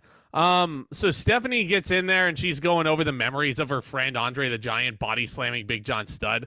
And now she's like, all this stuff at WrestleMania could not be done without me. Do you think she's gonna thank the crowd? But oh my God, heel Stephanie McMahon just turns it around on them. Triple H is gloating about owning Sting. We own all of you, and the Rock's music hits to interrupt them. Let me tell you. No, hold on, Tomas. I gotta say this. Being in attendance for this, I had no idea that the Rock was gonna be there. And none of us did. If a lot of you know me personally, say what you want about his ego right now with the DC and all that. The Rock has been my favorite wrestler, like, of all time. He still is. And the fact that I got to see him walk to the ring and, like, do his thing, give the gift to Gab, I felt very honored, felt very privileged. I was losing my voice. My brother, kept asking me, like, oh, is The Rock here? Is Stone Cold here? I'm like, no, they haven't said anything. And when The Rock's music hit, he immediately turned to me and screamed, I told you The Rock was going to be here. It's WrestleMania. I'm like, you got me again, man. It's WrestleMania. So, but so The Rock makes his grand entrance. We are all going insane. He gets on the mic and he says the first thing that he wants to get out is that not a lot of people know this, but The Rock is an East Bay boy. Yep. Apparently he was born in East Palo Alto. You learn something new every day. No, not Palo Alto, Hayward. Oh, thank you. Yes. Yeah, Hayward, which is about an hour away from where I am right now. It's not, I mean, no disrespect to Hayward, but I can think of at least a dozen other safer spots in the Bay Area. But anyway, The Rock is out there, and he's like, he's an East Bay boy. Yeah, Triple H goes up to him. They have the stare down. You think they're going to fight. He's like, we had a lot of matches together. I remember kicking your ass in most of them. And I'm like, man, that was... I will say, The Rock really saved this segment because Stephanie was saying some weird shit. Like, oh, you talk about Vince McMahon Sr., Vince McMahon, Dwayne, you talk about your grandfather, Rocky Maivia, Rocky Johnson, Dwayne Johnson, and my father owned all of them. And then The Rock comes back and says, well, you say that I wouldn't be in power if it wasn't for your father, but you wouldn't have been around. You wouldn't be in power if it wasn't for your father's Johnson. And I'm just like, why did he say that? Why the fuck did The Rock say that? Weird line there, but he does offer up the opportunity to create a WrestleMania moment right here and right now. Triple H is kind of acting cowardly in a sense, and he's like, well, just like The Rock left his heart in San Francisco, it's clear that you, in front of the millions, insert and millions here, and he's like, you have clearly left your balls in Stamford, Connecticut. It was like, damn. Great stuff. Great stuff. So Stephanie gets in The Rock's face and she slaps the shit out of him. And here comes the sheer hypocrisy of this segment. Stephanie says, what are you going to do about that, Rock? You're going to hit a woman. So I suggest that you turn around and just walk your ass back up the ramp. That's it. Be good. WrestleMania 2000, probably Judgment Day 2000, SummerSlam 2000, No Mercy 2000. I'll get to that in a second because Stephanie says, that's right. Go through the ropes, hop on down, and walk back up the ramp, and The Rock does it. But as The Rock, she sounded like a Disney villain saying that line. By the way, hop on down and go back to where you came. Yes, especially so heel Steph. Huh? Before he leaves, he looks over to the side and he sees one of his friends. Now, this is a very weird sight to see in 2023 because it's Marina Shafir, Jessamine Duke, Shayna Baszler, and Ronda Rousey. The four horsemen of UFC sitting in the front row. Ronda Rousey had just won the UFC Women's Championship. She is taking the MMA world by storm. She is here front row for WrestleMania because she is a huge wrestling fan. oh man, can we go back to those innocent days? God, And she's The taking Rock, the world by storm at this point because yeah, I'll be like, my friend that I was with had kind of fallen off the wagon of WWE for a while, and he was like, "Oh shit, we're going to WrestleMania. That's so cool." But Ronda, he knew who Ronda Rousey was, 100%. And yeah. it was like, oh shit, holy shit, Ronda Rousey's gonna kick Stephanie's ass. It's like, So Rousey hops over the barricade wearing her "It's Over 9,000" Dragon Ball Z shirt. She gets in the ring. The Rock proceeds to say, "The Rock would never hit a woman." Flashback to all the time. The Rock bottom. WrestleMania 2000, Judgment Day 2000, Backlash 2000, probably King of the Ring 2000, SummerSlam 2000, No Mercy 2000. Rock, you've rock bottom Stephanie McMahon more times than I can count on two hands. Yeah. And so then Rock says, "I would never hit a woman, but I have a friend who would gladly like to." So Stephanie starts jaw-jacking on Ronda Rousey and says, like, "Oh, you get the hell out of my ring." And Ronda Rousey says, "Why don't you make me?" And The Rock looks at Stephanie and says, "You see that look on her face? That look means if you don't get out of her face, Ronda Rousey's going to reach down your throat, rip out your intestines, and play jump rope with your fallopian tubes." Yep. And then proceeds to do the jump rope motion. Yeah. And I don't know why my friends were like, they were shook by that line, like, "Oh, The Rock went too far with that one." Like, have you ever seen The And Rock? then Triple H has had enough. The Rock says, "I couldn't agree more. That's the last thing I say." Finally starts laying the smackdown on the COO. And once he lays the final punch on him, Ronda Rousey hits Hunter with a judo throw. The hypocrisy. was like, the man. sheer fucking hypocrisy. So you're telling me that a man cannot hit a woman in self-defense, but a woman can hit a man when they haven't been provoked at all? I fucking hate that hypocrisy in WWE. Well, Hate that shit. Hate that shit. Not trying to get into an ethical debate. right. But when it comes to self-defense, all bets are off. Living You in fucking different protect times. yourself. Yeah. So she hits the judo throw, which I freaking flipped out for, and I thought it made her look like a fucking killer, even more so. Stephanie goes to slap Ronda. She has like a web, like a web sort of thing. Like, I don't know what submission she was using. It was like an arm bar, standing arm bar. And The Rock and Ronda Rousey stand in the ring, and The Rock's like, "Well, that's what I like to call getting owned." And then, they finish off the segment, and it was awesome. It was so cool. The only thing I didn't like about the segment is how the armbar was very awkward because Ronda just had it and then she just threw Stephanie down. We wouldn't get the payoff for this for another 3 years. Yes. I know they were trying to get Ronda Rousey into the WWE. I know they wanted to have her team up with The Rock, but obviously that's impossible to get The Rock in the ring nowadays. But we would get an excellent match with Ronda Rousey and Kurt Angle versus Triple H and Stephanie at WrestleMania 34. Go watch that shit. That is a good match. So much fun. So much fun. Probably one of Ronda Rousey's best matches in WWE, Yeah, but exactly. yeah, no, Kurt Angle did great in that match. But anyway, so now we're moving on to another special attraction contest here. The Undertaker versus Bray Wyatt. Now, how in the fuck did we get to this match? I'll tell you. Undertaker, the previous year, had just lost the streak to Brock Lesnar, and Undertaker was severely concussed. Yeah. I'm still not over that. Yeah, I'm still not over the streak being broken either, but I was like, Undertaker's going to show up. They're teasing that he's not going to show up, but if they're advertising that he's going to be in a match, he has to show up here. And Taker, like, all credit to Bray Wyatt, like, I hope he's doing okay at this point, but like I'm not here. Hold on, Tomas. I'm not even worried about the creative for this year's WrestleMania. I'm just hoping the man is okay. Yeah.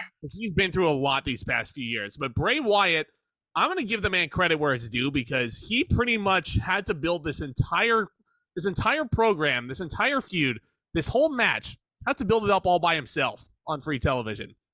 And you had to smoke and mirrors Taker into that thing, setting the rocking chair on fire.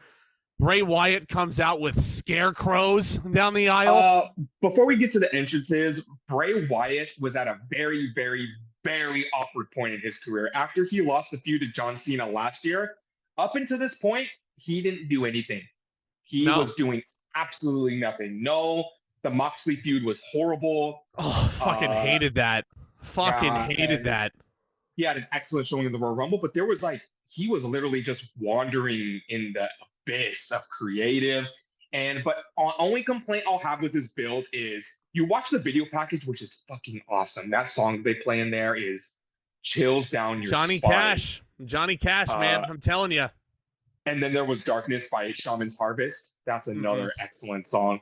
But you look at where the song starts with the street and then they go to the Bray Wyatt stuff. It's like, how do the two connect? How do you go from losing the streak to Brock Lesnar to Bray Wyatt? That's Bray Wyatt.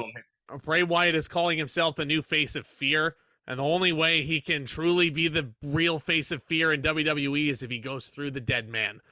And he is just trying to be like, find me, where are you? And I'm like, so I'm gonna get sentimental for a second. So watching this promo package and listening to that song and looking around me and realizing it's the second to last match, my WrestleMania experience is almost over.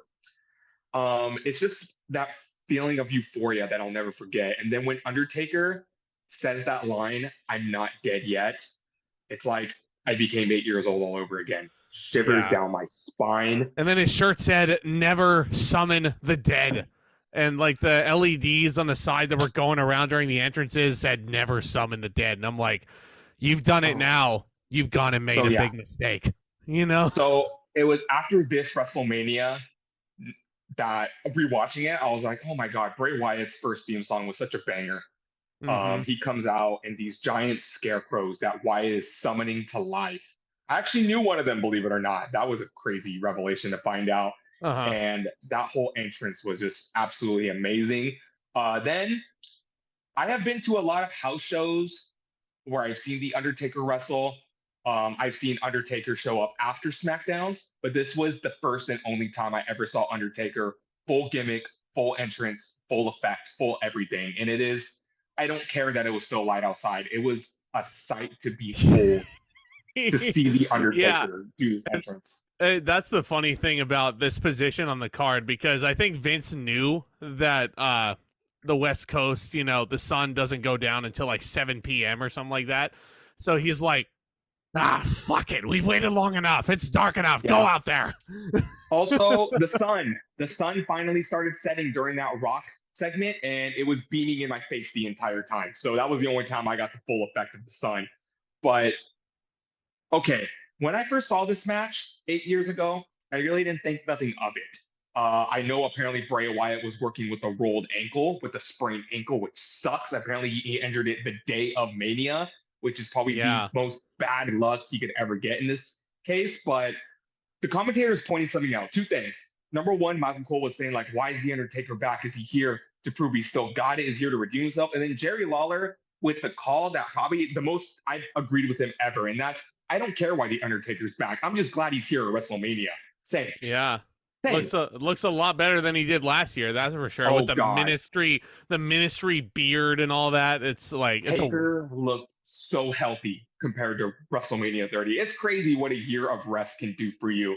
But this match gets underway. Wyatt, I love the storytelling Wyatt was giving at the beginning of this match, because he's been doing all this shit talking the past few weeks, saying, come on, Undertaker, I'm waiting for you. I'm waiting for you. And the minute Undertaker was right there, the look on his face was like, what the fuck have I gotten myself into? Then he starts hyping himself up, saying, come on, dead man, come on. And Taker says, okay, kicks him right in the face to begin this match. You know, I made the joke already, but let me just reiterate, Bray Wyatt, you've done it now. You've gone and made a big mistake. So we go into this match.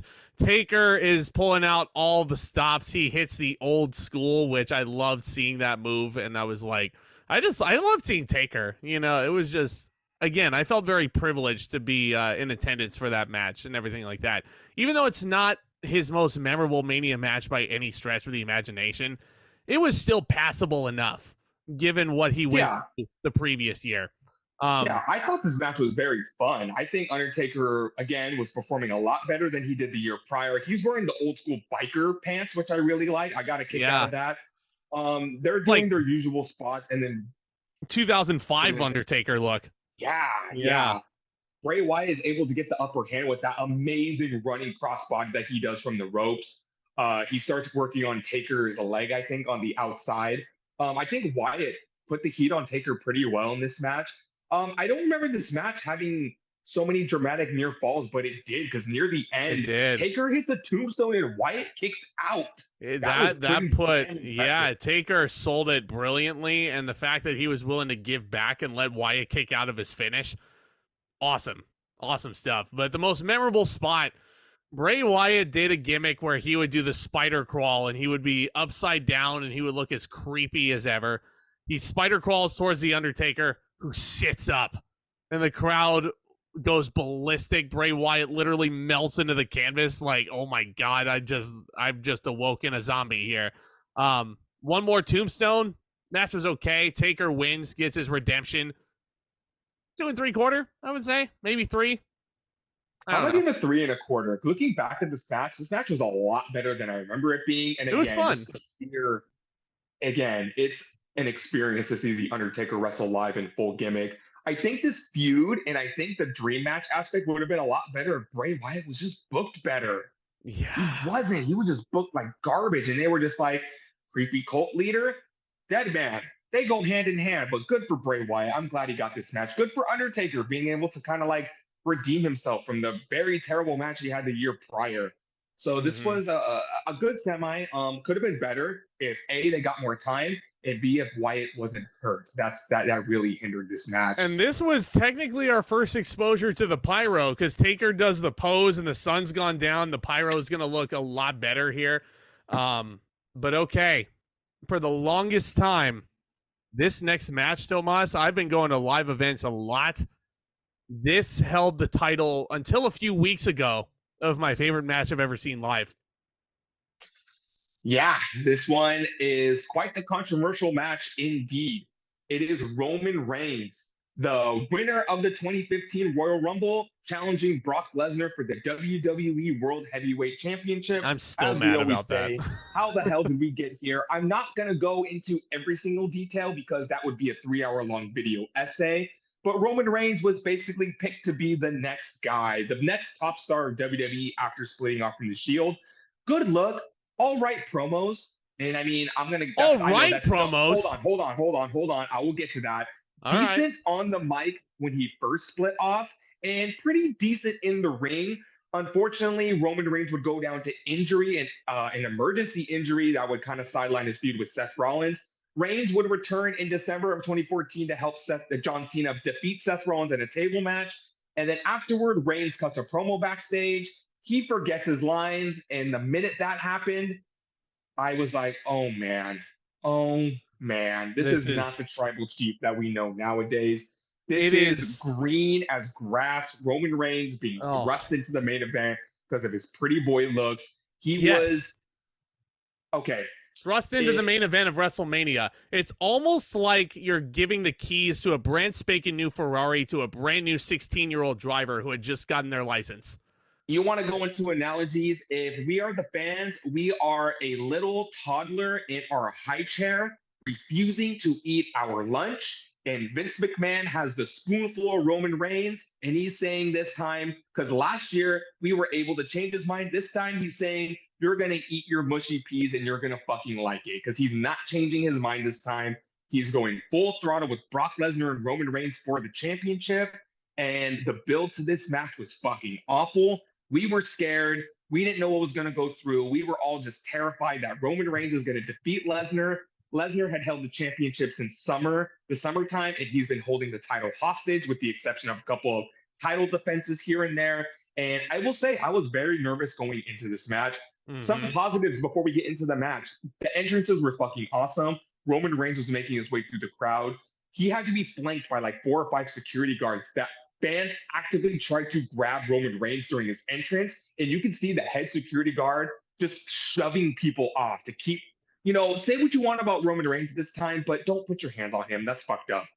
No. And it was a big fight deal. And then Brock Lesnar's pyro and him being flanked by Paul Heyman. Such a cool visual to see here. We get it felt like a main event. I will give it that. And Paul Heyman with his epic, the ring introductions. This felt like a WrestleMania main event. And I will say, they told a damn good story in this match. They did. Brock Lesnar hits the F5 immediately. And I'm like, oh, great. Yeah, we can go home. Awesome. Brock Lesnar's re-signed. We're going to go. He's going to retain. It's going to be man, it's there were just going to be fruitful. Lesnar was on his way out again, that he re-signed with the UFC and he was going to drop the title and just go home after this. So there was a lot of uncertainty surrounding this main event. But the story they were telling in this match, that this was when the Beast gimmick was pretty fresh with Lesnar. It's not worn out like it is today. And Lesnar was just absolutely, just like Paul Heyman would say, victimizing Roman Reigns in the first 15 minutes of this match. He was hitting suplexes. He was just absolutely kneeing Roman Reigns in the gut. And I feel like this was Roman Reigns' first real test as a superstar. If he can just take this beating from the Beast Brock Lesnar. And I will say, Roman Reigns, he held his ground. There were a couple of points where after suplexes, Roman Reigns is in the corner smiling. He's and laughing. That came off as, it came off as, what the fuck am I going to do? How the fuck am I going to win this match? No. Roman was laughing at the punishment he was taking from Brock. Like, is that all you got, big man? You will acknowledge me as the true man. Okay. Was physical and stiff. Brock was beating the fuck out of Roman, wasn't he? Yeah, Reigns hits Lesnar with the rogue knee to the head, and oh man, Lesnar gave him a receipt right afterward. He was on the apron, and he just fucking clobbers Reigns with the clothesline. Man, if this match were given a stipulation, I would call it the receipt match. Brock and Roman just giving each other receipts. Because Brock Lesnar is known for, if you stiff him, he immediately gives you a receipt. So do not fuck with Lesnar in the ring. No. Roman is laughing at all the suplexes that Brock has given him. This is where you get the infamous line that Brock yells out that I didn't hear. Obviously you can't hear it in the stadium. Yeah. You can't hear it in the stadium, obviously. Mm-hmm. So when they brought it up the next night on Raw, I was super fucking confused because I had not seen the pay-per-view feed yet up to that point. Yeah. Lesnar hits a fisherman suplex, of all things, before he says this. Yeah, and he says, Suplex City, bitch! It was perfect. The delivery, I feel like Lesnar just came up with that on the fly. Oh, yeah. You could see him, he circled Reigns and said, Suplex City, bitch, and the rest is history. The match wouldn't turn around until Reigns hit Lesnar with his weakness, basically, the ring post on the outside. Lesnar's trying to set up for a move. I think he's trying to hit an F5 on the outside. Reigns counters, shoves Lesnar face first into the ring post, and here comes the blood. It was accidental blood, it was shoot blood, but it was welcome. And this is where the match really started making its turnaround. Reigns just starts firing off Superman punches, one, and then another, and then another. He goes to hit the spear, and it's countered into another F5. Reigns kicks out of the F5. This is where it just basically, it goes from Suplex City to Finisher City at the end of this. But Roman hits a spear, and Lesnar kicks out of the spear, which, again, I really freaking loved. But then it gets to the famous spot of the match, man. Brock Lesnar hits one more F5 for good measure. Michael Cole says, who can capitalize? Seth Rollins music hits. Before that happened, it had been speculated the entire weekend, is Seth Rollins going to cash in his Money in the Bank? And it was something I was speculating. I didn't think they were actually going to go through with it. My friend, who I used to go to wrestling shows with, who is now a photographer and shot pictures for the Revolution pay-per-view, mind you, he was at Fan Access and they were doing a Q&A with Roman Reigns. My friend actually got to ask Reigns a question, and he said, so what are you going to do when Seth Rollins cashes his Money in the Bank on you on Sunday? And the whole crowd just went, ooh. And Reigns, I will admit, I liked it because it put Reigns on the spot. And I think Reigns just said some stuff like, well, Seth Rollins can try all he wants, but if he decides to get involved in my business, he's going to eat a Superman punch in his spear as well. So it was. How would the tribal chief respond to that question? You think that Seth is going to cash in on me? No, he's not. No, he's not. So it was speculated for sure. I didn't think it was going to happen though. But when that music hit, the whole stadium exploded. I exploded. Just Yeah, I remember like me and my brother looked at each other. We started going crazy. And I just remember screaming, "Go, Rollins, go! Go, Rollins, go! Go, Rollins, go! Hurry!" And this was a first. Not only did Rollins cash in his money in the bank, for the first time in history, he turned the WrestleMania main event into a triple threat match. Because the match was still going, he inserted himself in this match. And now you're sitting here Hernandez thinking, style. yeah, now what's gonna happen? So Rollins goes. He's looking. He's surveying his area. He throws Reigns out of the ring, and he goes and he hits a curb stomp on Lesnar. Lesnar sells that beautifully. Oh no, he throws Lesnar out of the ring, and then he curb stomps Reigns. Am I right there? No, he curb stomps Lesnar first, goes for another one, and then Lesnar catches him for an F5, and we're like, he's got him. Before that, he hit Lesnar with the curb stomp, and then he backs up, and then he's like awkwardly looking at Reigns. I'm like, what are you doing, Rollins? Go, go. He goes for the curb stomp. It gets countered. He's about to hit an F5. Reigns hits a spear onto Lesnar. Rollins hits the curb stomp on Reigns, and Rollins pins and wins the WWE World Heavyweight Championship. He sure does. Most welcome swerve in WrestleMania history. The heist of the century. The heist of the century, which is my favorite WrestleMania call of all time. Rollins immediately sprints out of the ring. He's holding the WWE Championship over his head. The pyro's going off. He's swinging the title around his head, Ring of Honor style. Wow. Everything leading up to this was already excellent enough with the storytelling. Yeah. And then this very welcome surprise at the end. I'm going to give this whole ordeal, one-on-one, triple threat, 4.5 stars. Yeah. They surprised me with this match. Reigns and really Lesnar, did. They came through. I'm going to match it 4.5 stars. For 8 years, it was my favorite match I'd ever witnessed live just because I felt so privileged to be there for something so historic. First time ever, the main event of WrestleMania ends with a Money in the Bank cash-in, and a successful Money in the Bank cash-in. And it can't be overstated that the booking of this main event was absolutely perfect. Because you made Roman Reigns look like a tough guy. You made Brock Lesnar look like a freaking, like, a prize to be won. Like, Roman had to cut his head off and, like, put it on his mantle. Bless you. But these two kicked the crap out of each other. Rollins comes out and picks up the scraps. Mind you, Rollins does not pin Brock Lesnar. Does not pin Brock Lesnar, which I thought was absolutely genius. Dare I say genius for 2015 Vince McMahon. But Brock Lesnar, the reason why I say genius, Brock Lesnar had just broken the streak. So I don't think it was time to pin him yet. No. It wasn't time for that shock value. Roman Reigns was not the guy. I'm convinced that this was a last-minute decision because Vince was so hell-bent on putting the title on Reigns and just launching him into the stratosphere. I think after watching Reigns' performance in the build, Vince did decide he's not ready.